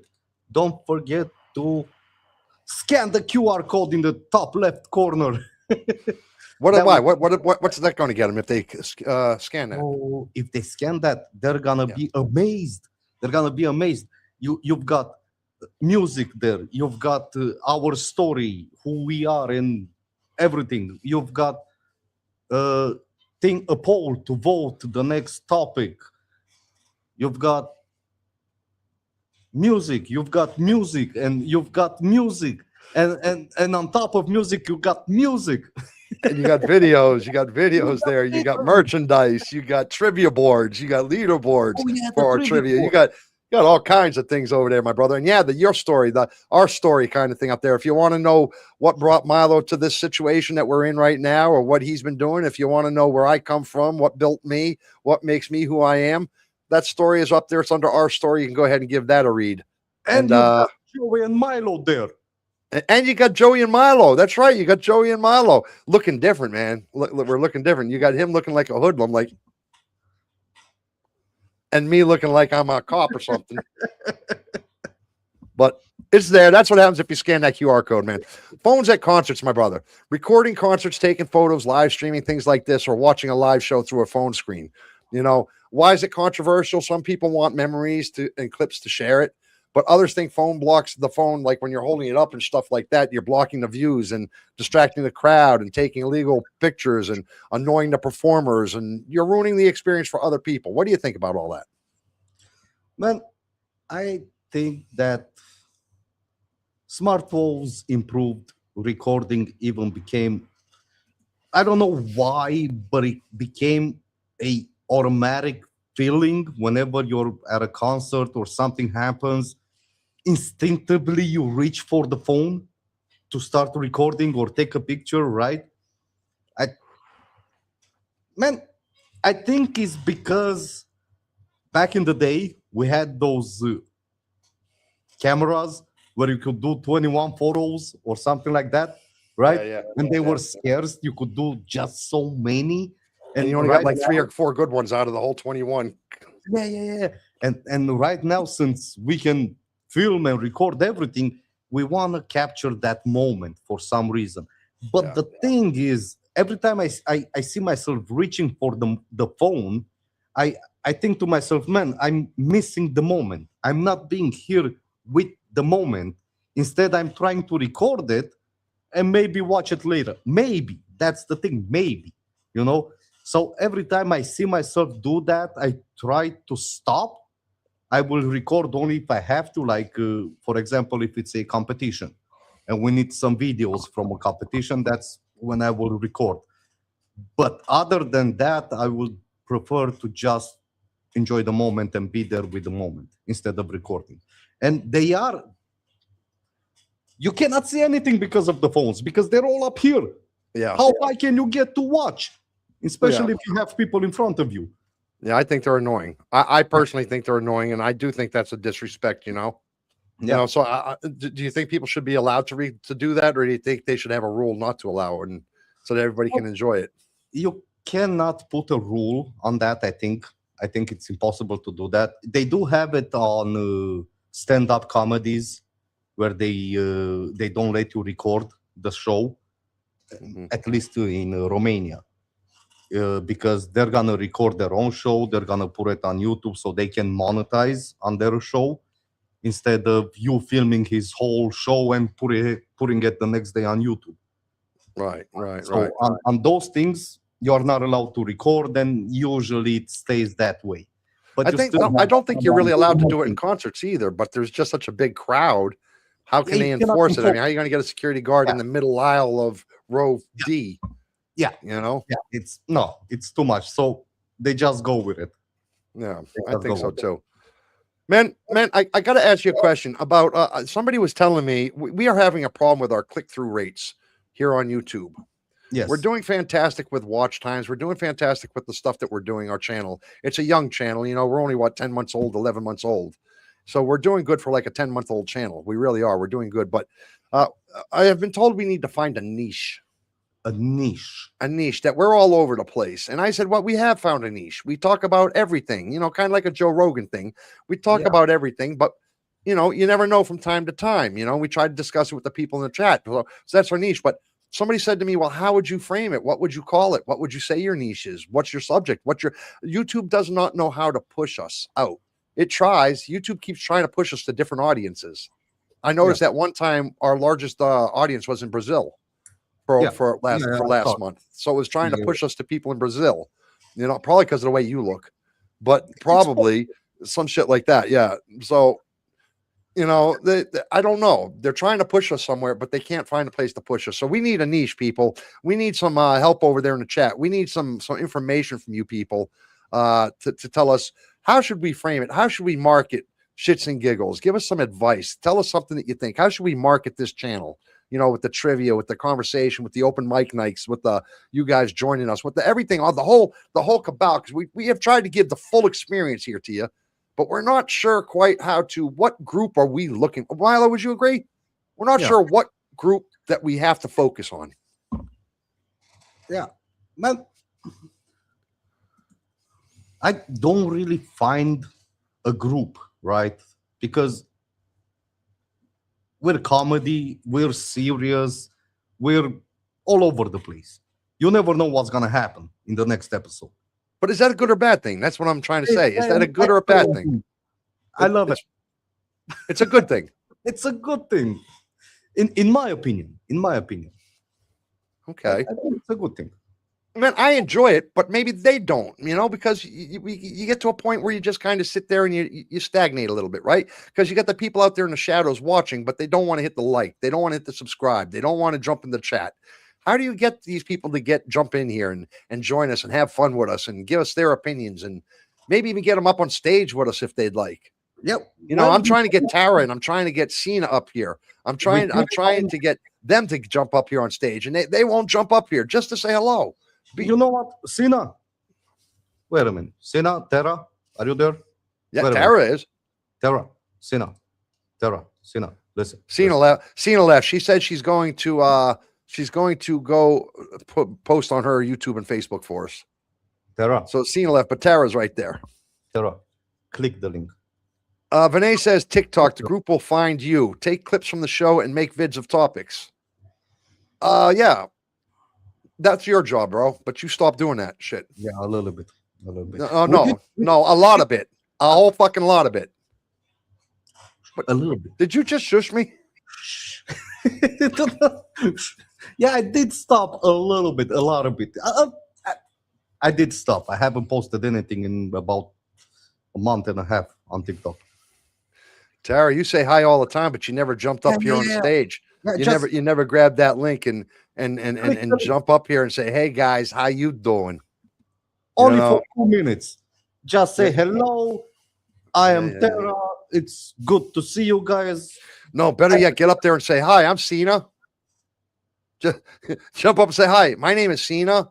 I'm from Las Vegas, Nevada." And let Cena come in and say, "What the absolute is going on here?" How about toilet paper direction debate? Oh, it's a must. Tara says, "Dude, I'm not going to do it." She called you dude. She said, "Nope, I'm not going to do it, man. Tara, I'm not going to do it."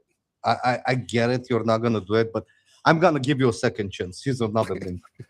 Did anybody ever tell you you're pushy, bro?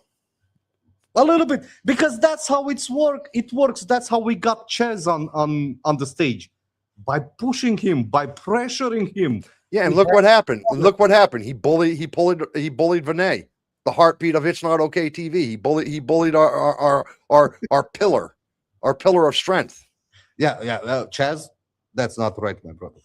We must treat Vinay with respect here at It's Not Okay TV. She's one of the pillars, the strong pillars. Tara says, "I'm from California, dude." Dude. Well, that explains the dude. Now I picture Tara back there going, dude. Tara, dude.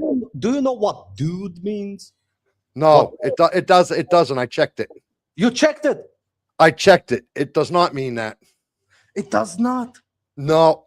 I was going to stop. I had to stop you right there because I did the same thing the other day on Mork's show. I said somebody called me a dude, and I was like in the chat, and I was like, "Buh, don't you be calling me that." And then I double checked it real quick, and yeah, it's not that. It's not that. I forgot.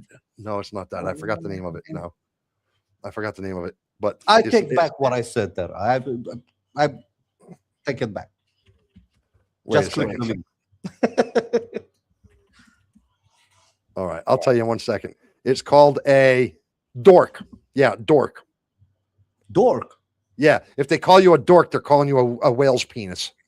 I always thought it was a dude, but it's not. I always thought the whale's penis was called a dude, but it's called a dork. It's called a dork. So if you go, "You're such a dork," you're saying you're such a whale penis. That's what you're really saying. Yeah. Because I used to know that dude is the whale's penis. Yeah, me too. When I got caught up that I caught myself there. All right, toilet paper direction. Which way does it have to go, man? Man, we got 7 more minutes and then we're doing our trivia. Let me put it to you this way: there's not a debate on how you're supposed to put the toilet. Oh, yes, there is. No, it's not. It's simple. It's on the outside. That's it. There's no such thing as on the inside, against the wall. It has to come on the outside, and that's it. That's why it has that, my brother. That's why it has my brother. That's why it has that that lid on top of it. You know. Let me explain it. Let me explain it to you. Give me a chance. I'm giving you the chance. Right. So you're trying to convince me. Yep. That's what a chance is, right? So you have the lid, right, on top of the paper. That paper goes down like this, right? Look at me. Yeah. Look at that. So the paper goes down like this. So you pull the paper up, and that lid helps you to rip it. You just go like, that's it. First of all, now listen to me. Ascoltamo. Okay? Ascoltamo. I'm all yours. No. First of all, only the rich people have that little metal lid. All the rest of us only have that little bar that goes through the toilet roll with just 2 things that hold the little bar. We don't have that lid. That's first. Only you rich people have that lid for that extra convenience of perforation ease, okay? For tearing ease. We don't have that. And our toilet paper comes from the inside. Why? Because if you have it on the outside. I'm listening. I didn't say anything. My bad. I'm listening. If you tear it from the outside, right, and you pull it down, yeah, it unwinds and and you get a lot more than you need to. When you take it from the underside, you just take what you need and you just give it a simple jerk, beak, and it tears right off. So it's supposed to come from the underside. So you see, all of a sudden there is a debate, is there not? No. Man, I think we had this debate like 10 years ago about the toilet paper Okay. and how it should be. And mm, Vinay yeah, says, I don't get bullied. She said, by the way, just 1 second, my brother. She says she yeah, doesn't get bullied. So she says Ches didn't bully her. We're not picking up Vinay. So, okay. You we're don't not. get bullied, girl. You don't get bullied. Ches, good job. She even got her convinced you didn't do it, dude. Very good job, bro. That is the ultimate bully. Bullying somebody and they don't even know they've been bullied. Hey, good job. Boop, boop, boop.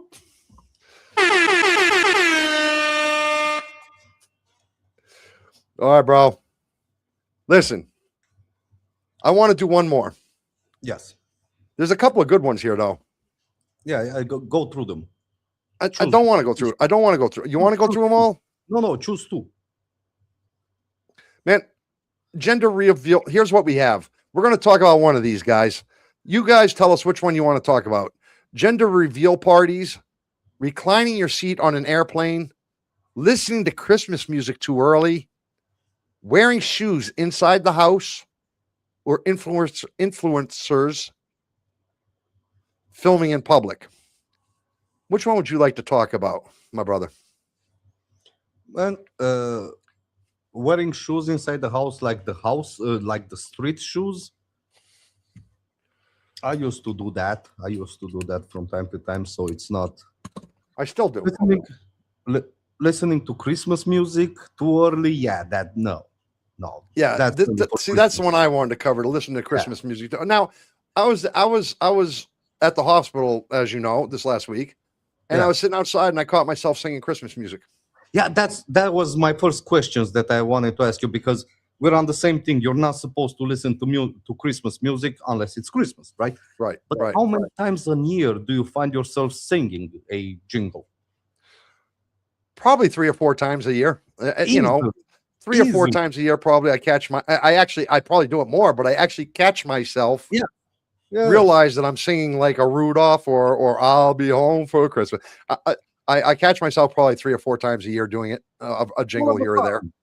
No snow, no Christmas, nothing. Middle of summertime. around. It just Yeah. just last week. Just last week. What the hell? Yeah.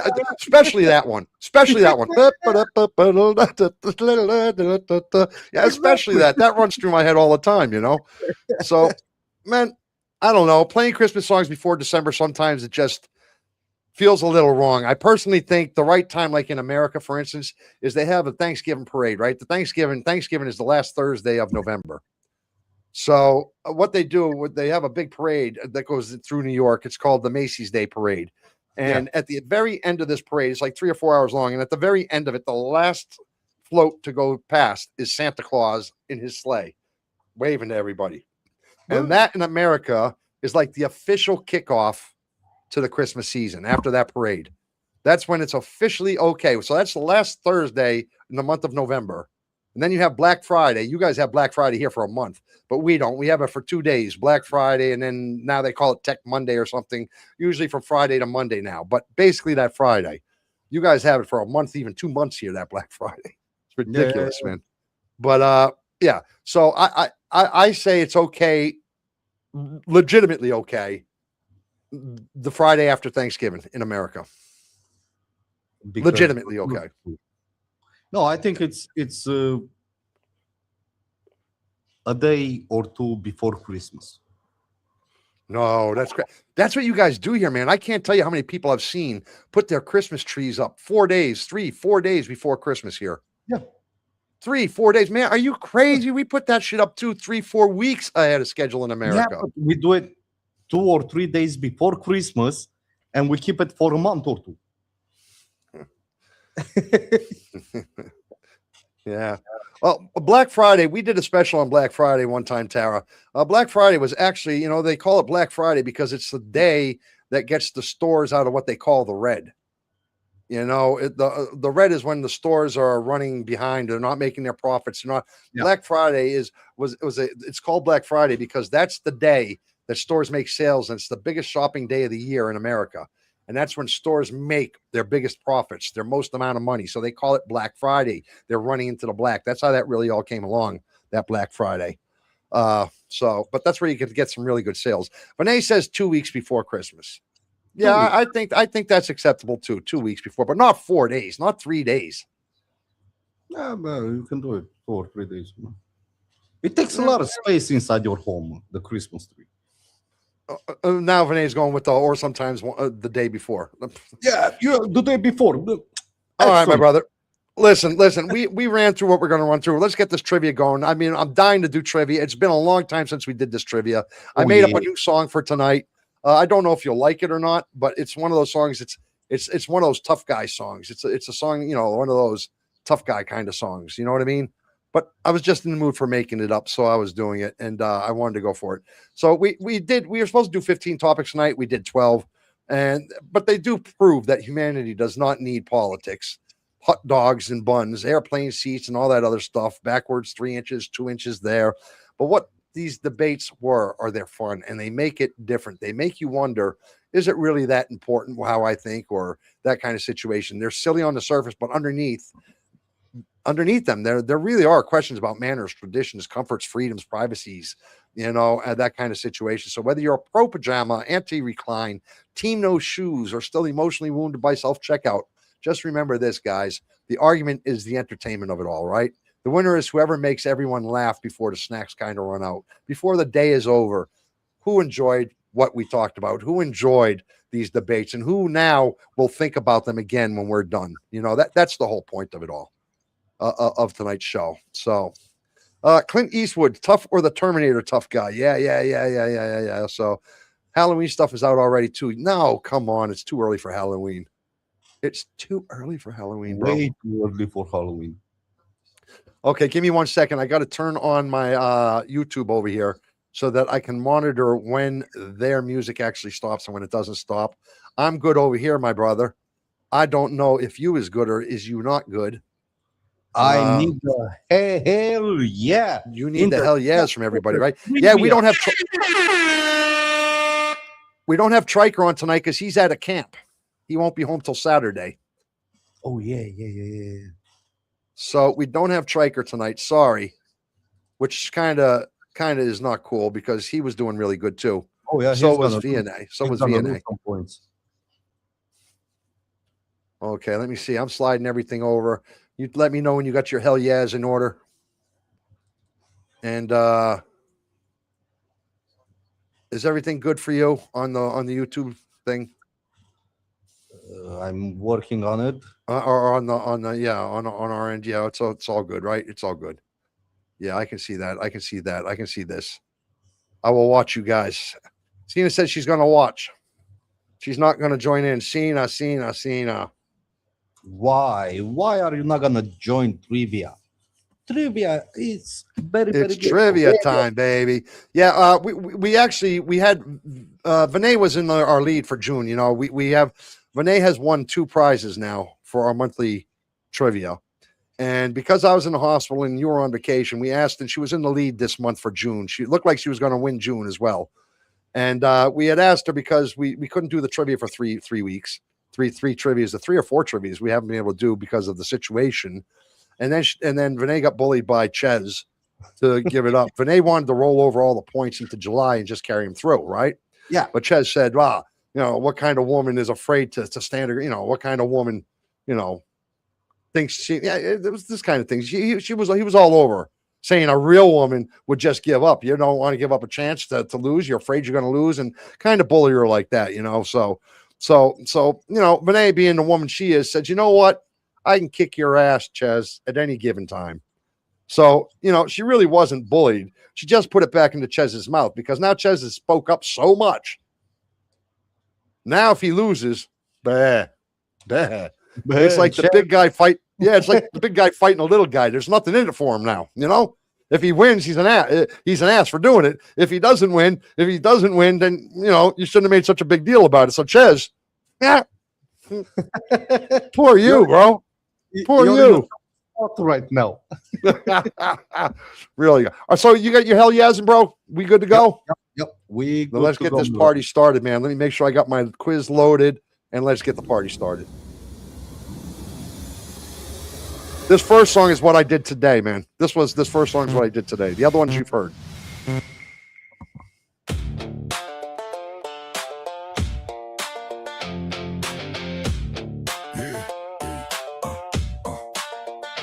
I don't need your friendship, I don't need your praise. I walked through hell and some really bad days. I don't chase trouble, but I won't take a knee. I'm built with honor and loyalty, with integrity. Show me respect, I'll give it back tenfold. Show me loyalty, that's a line we'll hold. But come with lies, disrespect and doubt, you'll release a beast that shouldn't be out. I am what you earn, I am what you show. Be true to my face, our friendship will grow. Come with poison, come with shame. Don't act surprised when I answer the same. You don't have to like me, but respect is a must. If you are a loyal friend, you'll earn my...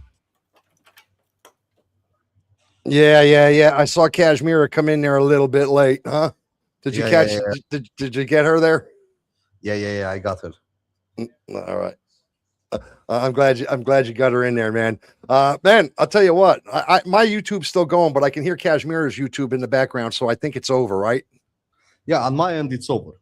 Okay. So it's just my end that's all screwed up. So I'm not going to pay attention to my YouTube then, because for some reason it's way. It's still going, but I could hear on Kashmira's end that it was over. So I'm going to go by the sound that I hear from Kashmira.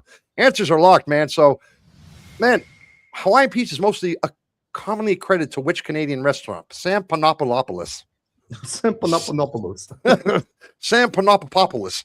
Panopoulos. Panopoulos. Panopoulos. Man, I wish. Panopoulos. Where's the secret when you need him, man? Where is the secret when you need him, man? He comes in here every once in a while. He's Greek. He could have figured that out. Panopoulos. Panopoulos. I don't know what it is, man. If anybody knows, Sam Panopoulos. Yeah, I'm with you. I'm with you, VNA. We'll call him Sam Panopoulos. We'll call him just Panny. That's his nickname, Panny, from now on. So who got that one right? B. The answer was B. Man, we have man, we got some right in there. We got some right in there. All right, man. Next question. Two out of 15, guys. Trust the kind of man you'll find in me. It's your reflection. It's the person I see. Yeah. It's the person I see. I break my back to help you stand. You'll never ask twice for a helping hand. My circle is small, my words stronger than steel. We can stand together or at my feet you will kneel. Show me respect, I'll give it back tenfold. Show me loyalty, it's a line we'll hold. But come with lies, disrespect and doubt. You'll release a beast that shouldn't be out. I am what you earn, I am what you show. Be true to my face, our friendship will grow. Come with poison, come with shame. Don't act surprised. Man, the name Hawaiian pizza came mainly from what? Answers are locked. And in fact, answers are D. The brand of canned pineapple used. Not a single one of them, my brother. Let me do that again. Not a single one of them got it right. Can you believe that? Oh my. Oh my. This one wrong as well. So I don't blame him. I don't blame him. 3 out of 15. The same. You don't have to like me, but respect is a must. If you are a loyal friend, you'll earn my trust. The kind of man you'll find in me. It's your reflection. It's the person I see. It's the person I see. Yeah. I don't ask for much or something I won't give, but my morals are strong. It's how I live. Respect my name, I'll respect yours. Break the peace, I'll slam the door. I am what you earn, I am what you show. Be true to my... What do you think of the song, bro? Do you like it? Well, yeah, I like it. I like it. Yeah? Yeah. Which organization has publicly stated that a hot dog is not a sandwich? My organization, right here. Yeah, the It's Not Okay TV organization has said. You have heard it here first. The hot dog is not a sandwich. So, anybody ever asks you that, you can point them to the source. Yep. C, National Hot Dog Sausage Council is the answer here, guys. Hey. They both got it. So, Vinay and Ches. Come on, we got to get. Which organization has publicly stated that a hot dog is not a sandwich? That one. The answer is C, man. But I have to say, this is gonna be a very interesting month on trivia because it's gonna be a nice fight between Ches and Vinay. You think so? You think so? Yeah. Oh yeah, Man. they're both gonna fight for the first place. How did VNA do? Where is VNA? VNA. Oh, there she is. There she is. Sunicu. C. She got it right too. She got it right. Yeah. She was sitting in third place in June. There was Vinay, Sora, and VNA in 1, 2, and 3. But let me put it this way: it's a tie right now between VNA, and Ches. So yeah, well, we've only got 3 questions out of 15 done. So let's get it a little further. 4 out of 15. Friendship will grow. Come with poison, come with shame. Don't act surprised when I answer the same. You don't have to like me, but respect is a must. If you are a loyal friend, you'll earn my trust. The kind of man you'll find in me, it's your reflection. It's the person I see. Bring me respect. I'll give you mine. Bring me betrayal. It's a monster you'll find. I am who I am, and that will always be true. So the person you meet is all up to you.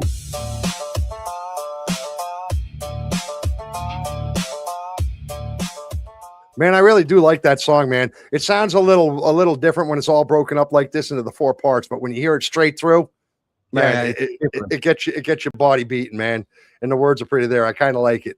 In the hot dog is a sandwich debate. Which argument is usually used by the yes side? It has filling served inside of bread. A. Yep. Yes, they all got it right, man. You go. You go, people. Everybody, babe. Question 5 out of 15.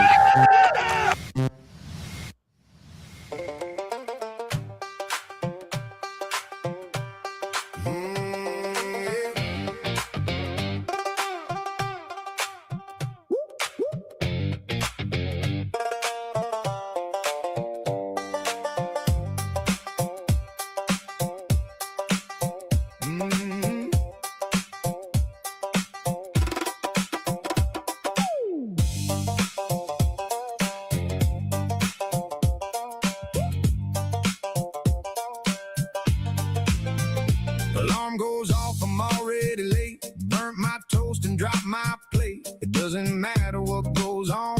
A new day starts with each moment. In the United States, service animals are most commonly protected under which law? Man, answers are locked.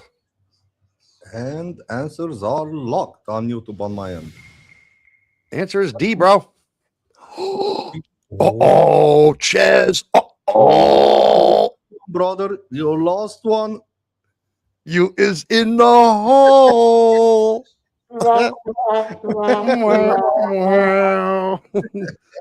Hey, man, I was thinking today, man. We got to make a little bit of an announcement because don't forget, for anybody out there listening, July 16th, which is we'll be here before you can count on it. We will be doing. Remember, we did our toga edition, and we all got dressed up in togas. Well, this time now we have 6 of us, not just 4 of us, and we're doing superhuman superheroes, but not ones you know of like Superman and Batman.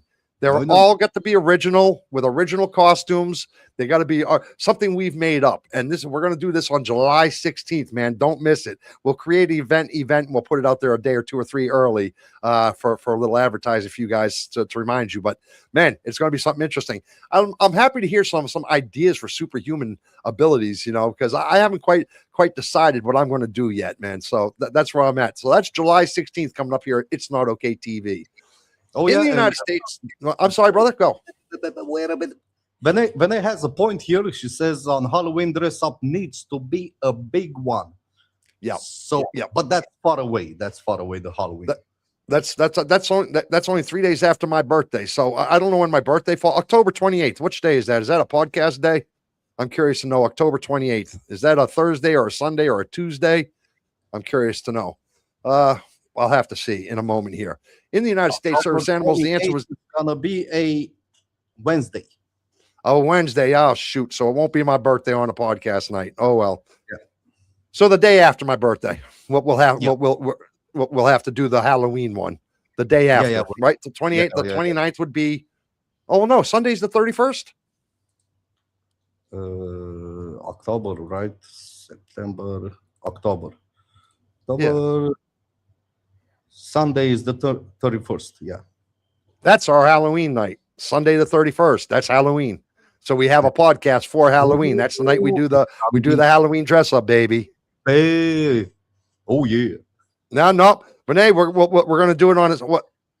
I don't know. Maybe it's better to do it on a Thursday. I don't know. October 28th is my birthday too, Ches. So do I get a point for that? Yeah. No, sorry, bud.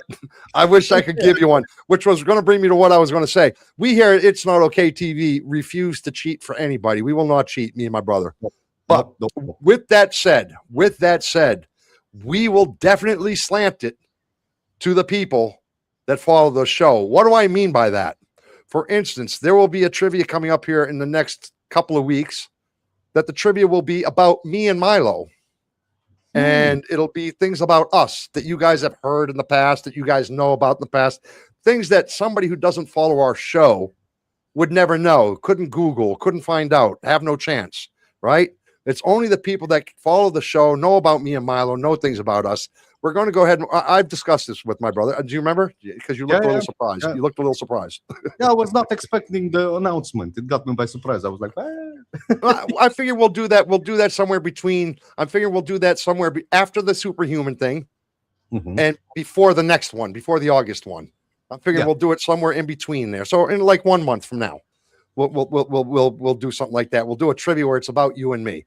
So people can pay attention, and between here and there, we'll drop subtle little nuggets of information that you got to pay attention. Yeah. That's it. Next question, man. 6 out of 15. Rain comes down, my car won't start. The tension builds within my heart. Then my kid waves from the window frame. It's then that I realize it's all a game. Wake up, stand up, let the day begin. Shake off the trouble, let laughter in. Find the good, let it shine. One small spark can change your mind. The day starts bad, but you control the flow. Life doesn't stop, it just lets you know. Find the good, hold it tight. Turn the wrong into something right.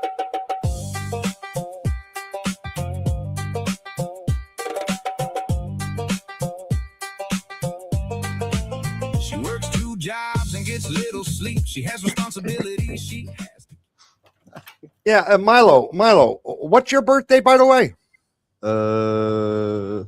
June 2nd. June 2nd? That's your birthday? Yeah. Why did I think it was a different day? June 2nd is your birthday. October 28th is my birthday. The first month of summer, right? That's June. Yeah. The first month. Yeah, June 22nd, I think, is actually the first day of summer. So yeah. So okay, June 2nd, and I'm October 28th. Yeah. Just saying. Which issue is one of the main reasons people object to? Man, Chaz is asking us if he agrees with you. Does he get a extra point? If he agrees with what great idea, Joey. Do I get a point for agreeing? He's trying to get a point for everything. He tried to say his birthday was my birthday too. He's just trying to get a point. He's trying to make up that point overnight. I cannot do that. I cannot do that. Sorry, Ches. I'm trying. I really am trying over here. But you see, you have a chance with me. I'm corruptible, Ches. I'm corruptible. My brother is not corruptible. And that's why he does the scorekeeping. That's why I handle this and he does that, because I can be bought, Ches. Just letting you know. Which issue is, I mean, for instance, we did a special not long ago. I think you were part of it, where it was like, how much money would it take to punch your friend? Hand me a couple hundred. I'm fucking whacking him. My boy over there wouldn't do it for less than, what was it, $500,000? $500,000, at least $500,000. At least $500,000. Which issue is one of the main reasons people object to dogs in restaurants? The answer is B, allergy and sanitation concerns. Yep. You know, so man, the answer is B. Oh, Tara got that one wrong. And no, it was just Tara got that one wrong. I was missing the button. I was going all over the place. 7 out of 15, guys. Bills stack high beside the door, but the love she feels means something more. Her mother calls just to say hello. The familiar voice helps her smile grow. She wipes her eyes and grabs the keys. Some kind of words can bring you peace. Wake up, stand up, let the day begin. Shake off the trouble, let laughter in. Find the good, let it shine. One small spark can change your mind. The day starts bad, but you control the flow. Life doesn't stop, it just lets you know. Find the good, hold it tight. Turn the wrong into something right.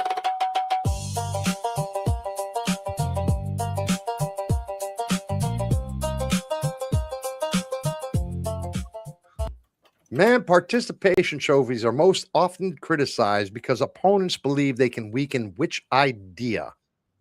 Oh, this Man. one should be easy. So you think it's which idea? Answers are locked. I don't see the answers, so No. I cannot answer. Oh, okay. Competitive motivation, of course, it's that. It's C, competitive motivation. Yes, indeed, it is. It is indeed.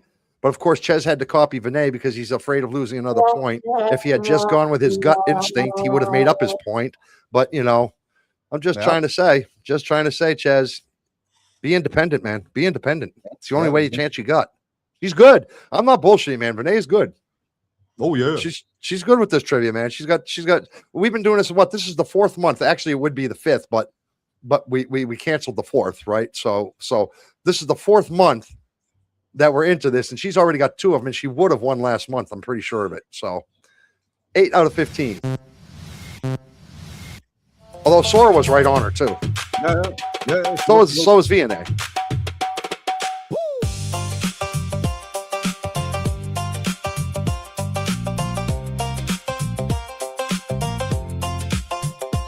Old man walks with aching knees past the pawn shops and the sadness he sees. He misses friends he used to know and days that left him years ago. A stray dog follows, tail wagging fast, providing some joy as he slowly passed. He buys puppy food and heads back home. He keeps that dog. Now they're not alone. Wake up, stand up, let the day begin. Shake off the trouble, let laughter in. Find the good, let it shine.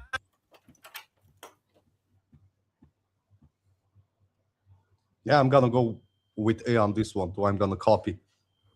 Which argument is most you see the answers? Which argument is most commonly used by supporters of participation trophies? A, they help younger children associate effort with encouragement. Yeah, but they should fight harder, like Chaz has to do right now. If he wants to win trivia, he has to fight for it, right? Chaz, He has to fight. He has to gotta fight. man. 9 out of 15. You better fight soon. One small spark can change your mind. The day starts bad, but you control the flow. Life doesn't stop, it just lets you know. Find the good, hold it tight. Turn the dark into something bright. The moral of the story is keep your head up high. There's so much good to be had before we die. You can't let trouble dictate your daily routine. Choose to be happy and live your dream. Well, we got different answers on Ches and Vinay on this one. Ooh. Aha. That's my boy, Ches. Take the chance. Take the chance. I don't know if you're right. Wait a minute. No, they have the same answer. Wait a minute. No. I don't see a period in there. No, it's not a period, but I know Chaz is the first one after Sora. He is with the first answer. Are you serious? I am 100% serious. Because I went all the way up. I saw Vinay saying A. Vinay, you chicken shit. Why did you put it? Why did you take the same things? Why did you have to take the same thing as Ches? Man, she copied Ches on that one. In Man, film and television, what does a reboot usually do? everybody except Terra went with C. No, there you go. All right, guys, we are getting to it, man. We are getting to 10 to 15 here. Man, I got to ask Vinay. Vinay, what happened to our South African crew? We're now getting people from Nevada, California. Our South African crew has kind of like left us, my brother. Did you notice that? Yeah, a little bit. Yeah, no. We've lost like 4 or 5 South African members over here, man. I think it's your fault. Mine. I think they don't like you, really. Yeah, it's possible. It's possible. I think it's really that they don't like you too much. 10 out of 15. But you know what? I love you, so it doesn't matter. I don't blame him. I'm not a likable guy, so. Oh no, you're lovable. You're not likable. You're lovable, bro. Lovable, man. Next question. 10 out of 15.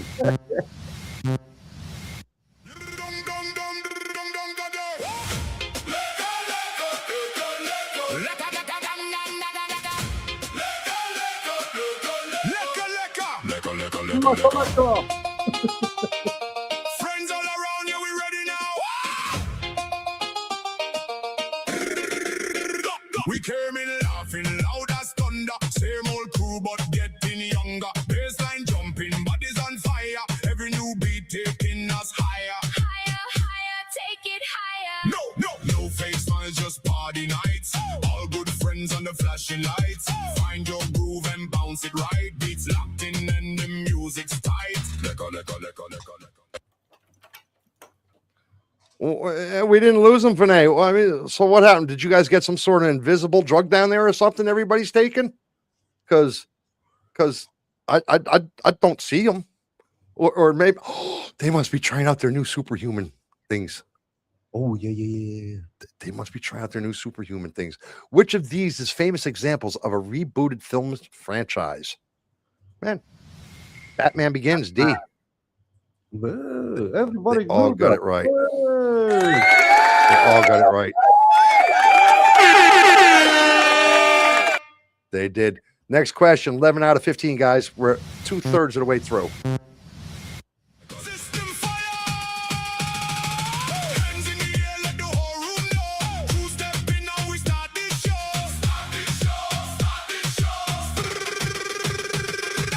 Music pumping, feet can't stand still. Go home early, no one will.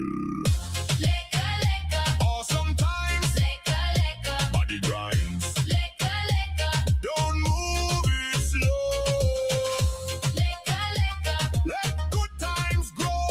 Liquor, Best friends forever. liquor. Enjoy together. Best friends turn the night insane. Sun comes up, we still remain. No regrets and no pretending. Liquor. Why did retailers originally push self-checkout systems so heavily? Answers are locked, my brother. And wait a second. Yeah, I hear it. I hear it. I wait till I hear my voice. Okay. I can't wait to go outside and have a tea outside, man. It's so comfortable outside. I cannot wait. I'm hotter than hell over here, man. It's still like 85 degrees. It's still like 35 degrees here. To move more customers through fewer staff lanes. Why did retailers originally push self-checkouts to move more customers? Answer is B. Lekker. Lekker. Kashmir got it wrong.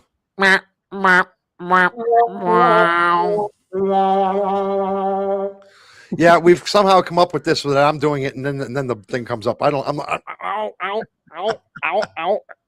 I got a stinger in my neck. Fuck. 12 out of 15. Never ending.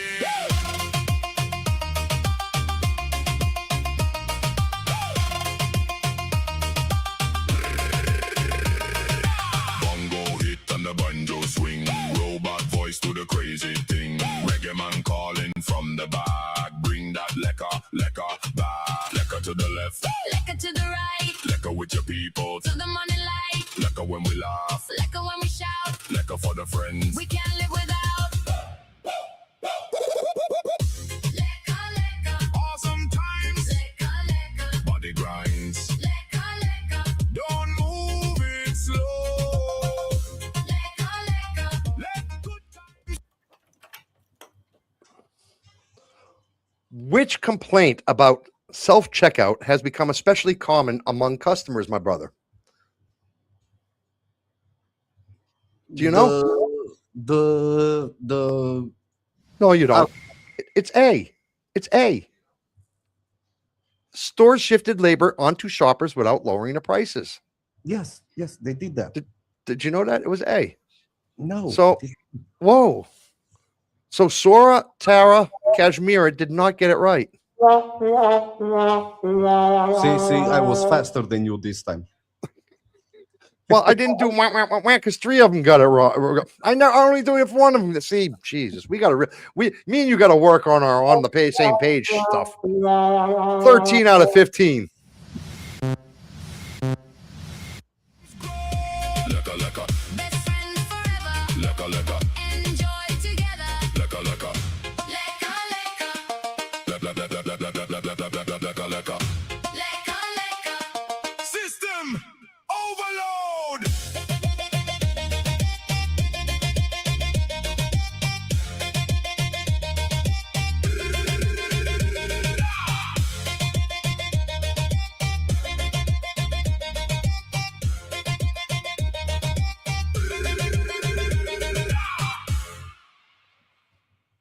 Bay. Turn it Jutting up just a notch. It's not okay TV. In tipping debates, what does the phrase tip creep usually describe? I'm dying over here.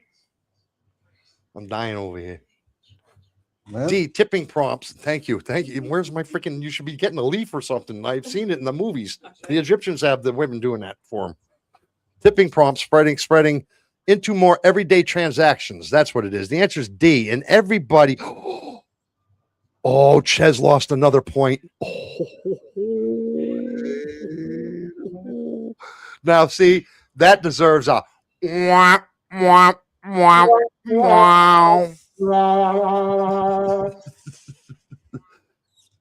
14 out of 15. Ches, you might have bit off a little bit more than you can chew challenging Vinay.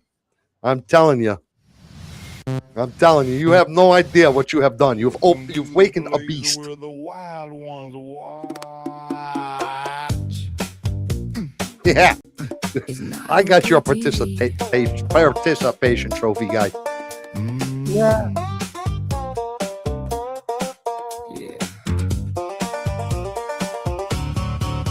It's not okay, TV. Yeah, we say it proud. 2 mics lit up. We're talking to the crowd. Joey shits and Milo giggles with the grin. Chaos and comedy every time we begin. 15 years deep, yeah, brothers, we became.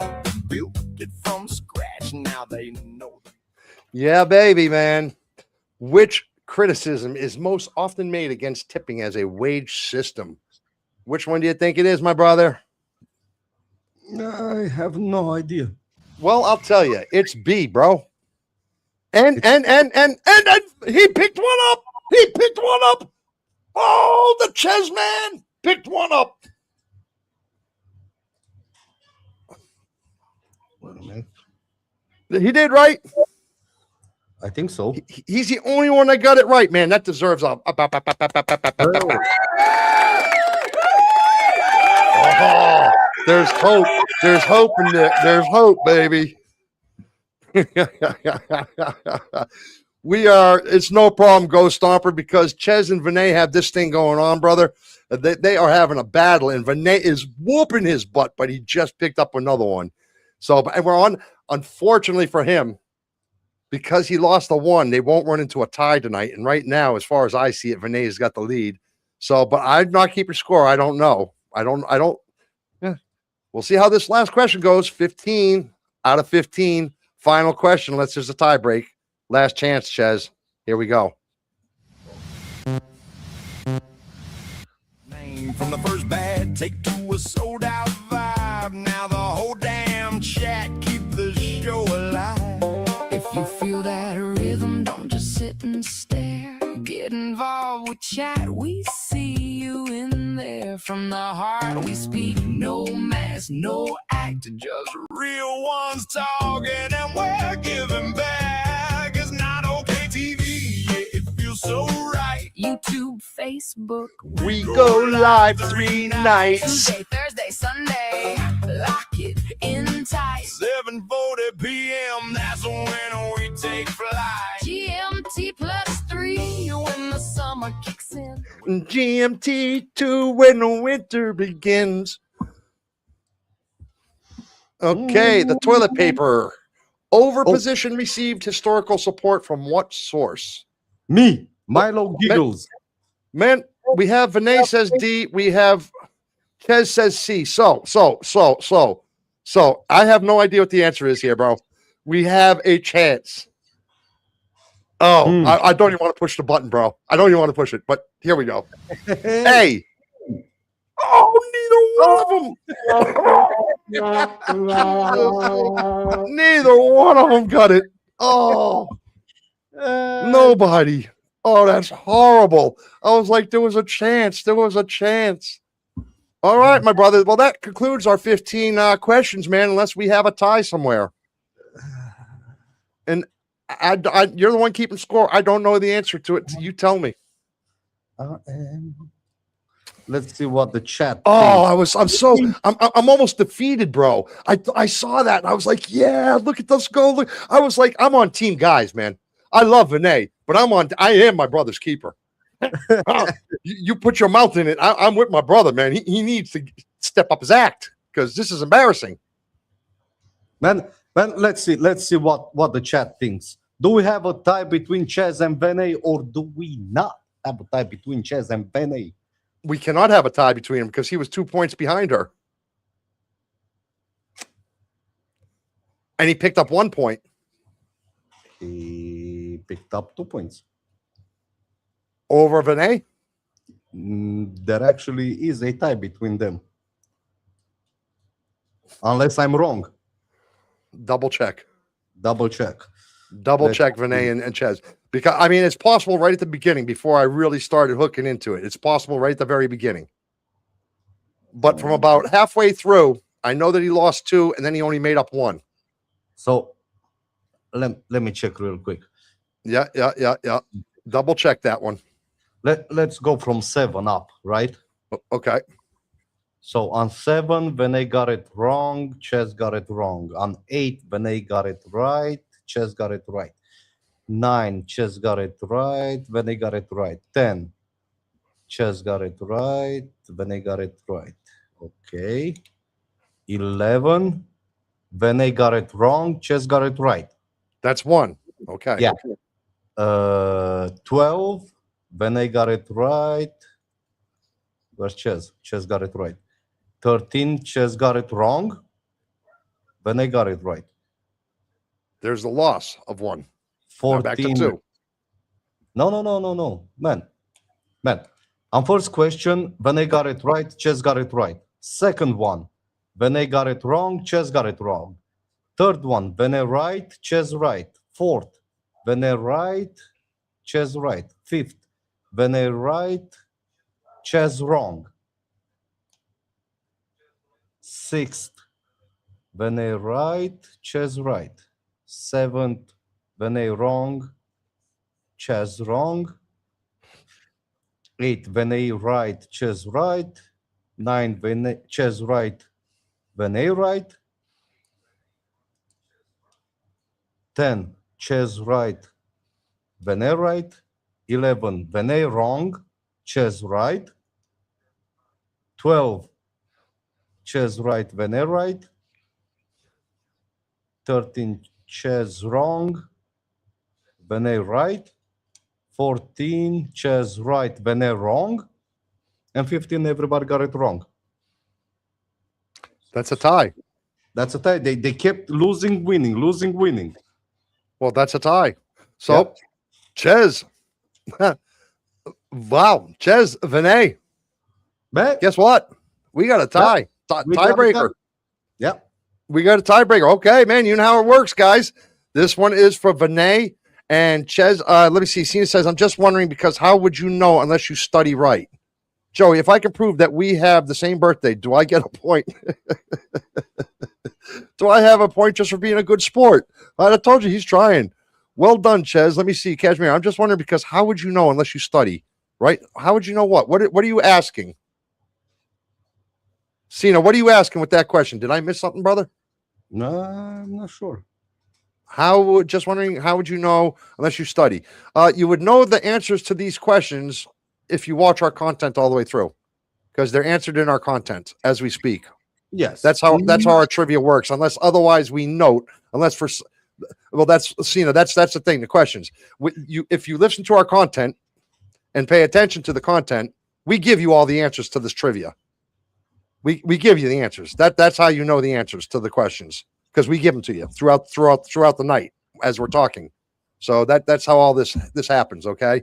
But the thing is, sometimes we throw a general trivia in there, but we'll tell you that ahead of schedule. It's general trivia. This isn't in our content, so this is something that you need to know. We do it this way. This way, people hopefully join our content, watch the show. If they like the trivia, they have to watch the show, right? To really have a good chance at winning this trivia.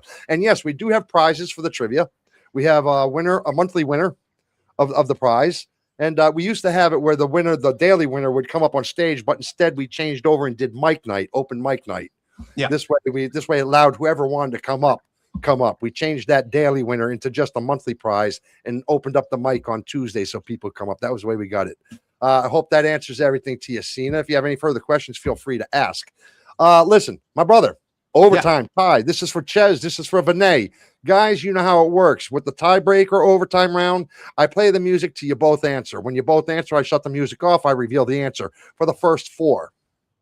Okay? For the first four. If we still have a tie at question 19, then it's whoever answers fastest on the last question, right or wrong. Whoever gets the right answer the fastest on the last question. That's how it works. So it's regular way right now, but I end the music when you both answer. And if you make it all the way to the end, then it's whoever answers faster. You ready, brother? Vinay and go this. Vinay.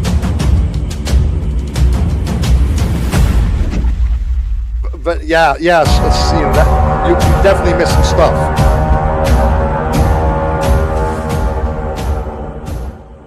Oh, that was ominous. That was ominous sound. It's time to go to war. It's time to go to war, man. Yeah, Cena. Unfortunately, you do miss some. Usually there's 2 or 3 questions has to do with an opening monologue or something that we spoke in the very beginning. Yeah, that's where people do lose it. So tiebreaker. Here we go, guys. This is for Ches and Vinay.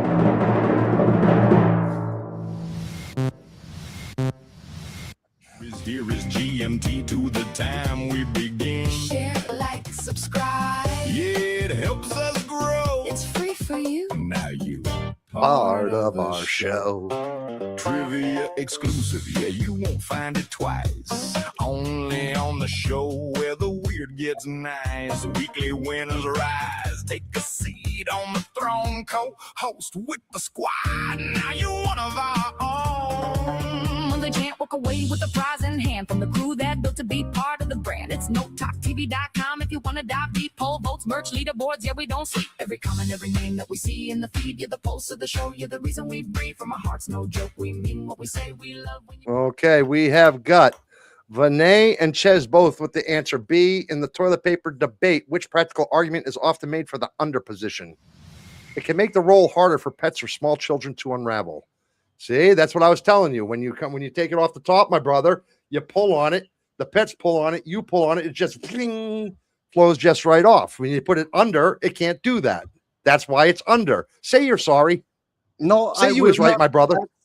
The toilet paper was meant to be on the outside, but because of pets, people started to turning them around. They're starting to using them wrong. That does not sound like an apology, bro. That does not sound like an apology. Question 17. I'm sticking to it. I learned that from Joey. 17 to 20, guys. Come out and play. 2 mics. One vibe. Let it swing. Side to All side. social links in one place, you know. It's NoTalkTV.com. Now you part of the show. It's not okay TV. Yeah, the chaos is real. Comedy mixed with that truth you can feel. Joey shits, Milo giggles, bring the fire and flow. If you're rocking with the movement. Let the whole world know. Share, like, subscribe. Yeah, don't be shy. We build this together. You and I. From the first live stream to wherever it goes. It's not okay TV. We do the best. Oh. I thought we had a winner by default. No. See, and that could have been something as simple as she had to sneeze. That could have been something like she had to turn around, grab a toilet paper, had to sneeze, but the toilet paper was stuck on the outside or the inside. So therefore, and she couldn't get it off, and then she sneezed, and then it all turned around and the time was out. So, well, they both went C. Let's see what it is. C. Tighter seat spacing has made the space behind each seat more valuable. Why is airplane seat recline becoming more controversial over time? Okay. I did not know that. I thought it was because of the passengers' comfort. I thought it was because of passenger comfort. Yeah, I would have went with that as well. Yeah, with the comfort. I agree with Vinay. That was B or C, but I think I would have went with B. So good answer, guys. Question 18 of 20. This is our tie break round, guys. 2 more regular way, then we go into the speed round.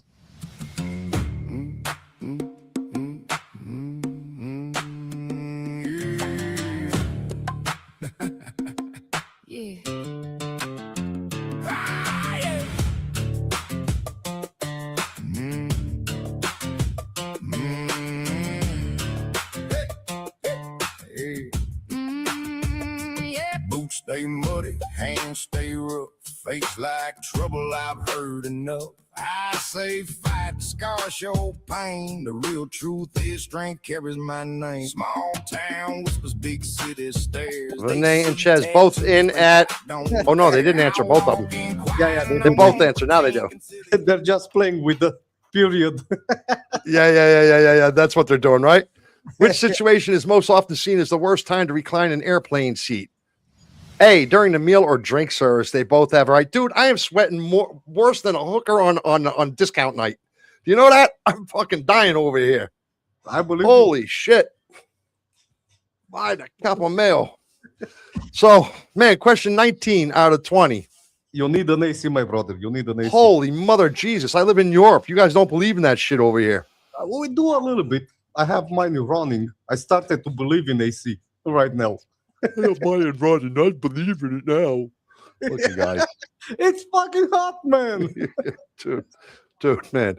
19 out of 20, man. Yeah, I got a fan, but if I use the fan, Vinay, my green screen blows up over here in my head like this. So, no, I can't use the fan. That's the problem. Man, this is the last regular round, guys. Then we get in speed round. 19 of 20 of the tiebreaker.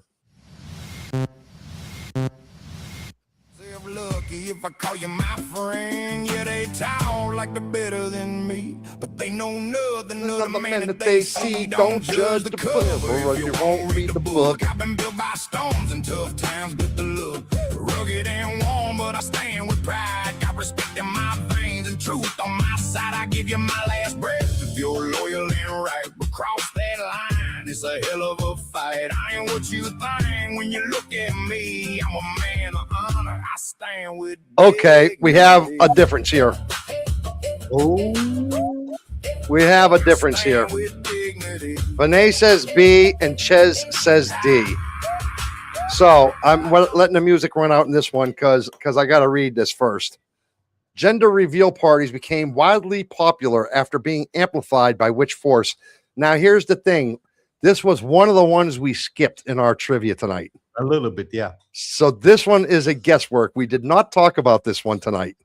So this one has to go by pure logic. Gender reveal parties became wildly popular after being amplified by which force? B. B. And B. Winner.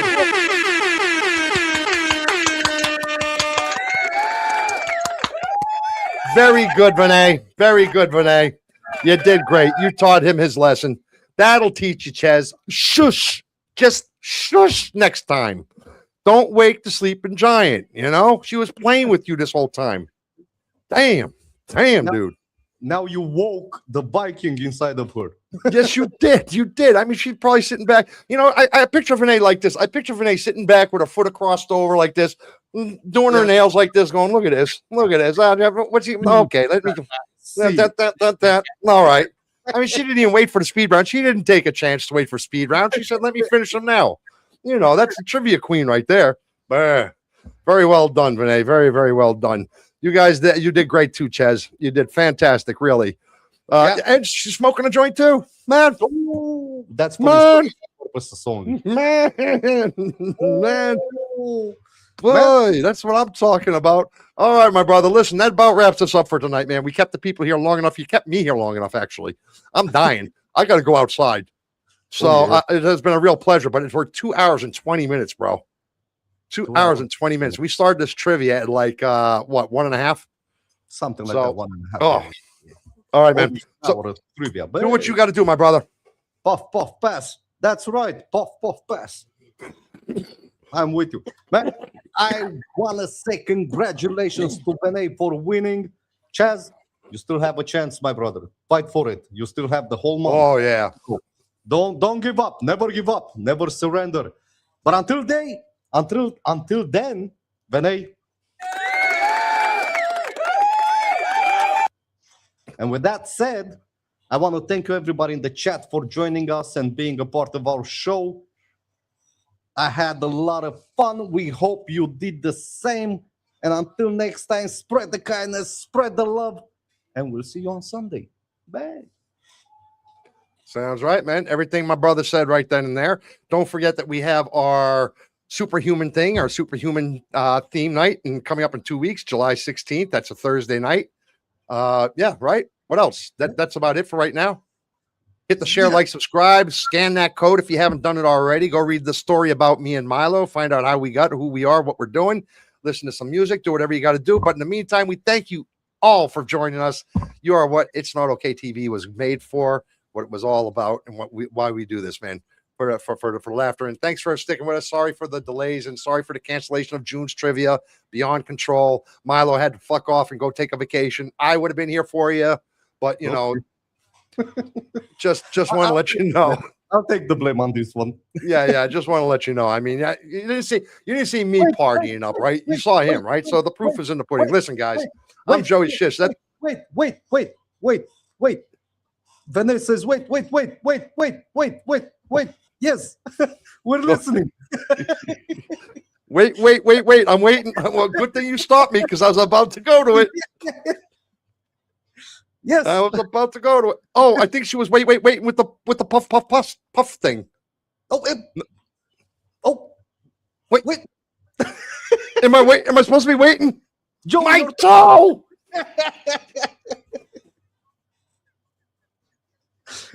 No, can't have towage tonight, man. Can't have towage tonight. Sorry, I've got bandages on my legs. I got everything. You know, I mean, it's look. It's horrible. I tell you, it's horrible. It's just horrible. So, and there you go, people. You got your toes tonight. You got your toes, man. You got your toes. We are back. It's Not Okay TV's here to stay, guys. So thanks for sticking with us during the last couple of weeks. I do appreciate it. I'm Joey Shish. That there's my brother Milo Giggles. Together we make It's Shits and Giggles here on It's Not Okay TV. It's so long farewell, but it's never goodbye. We'll catch you on Sunday.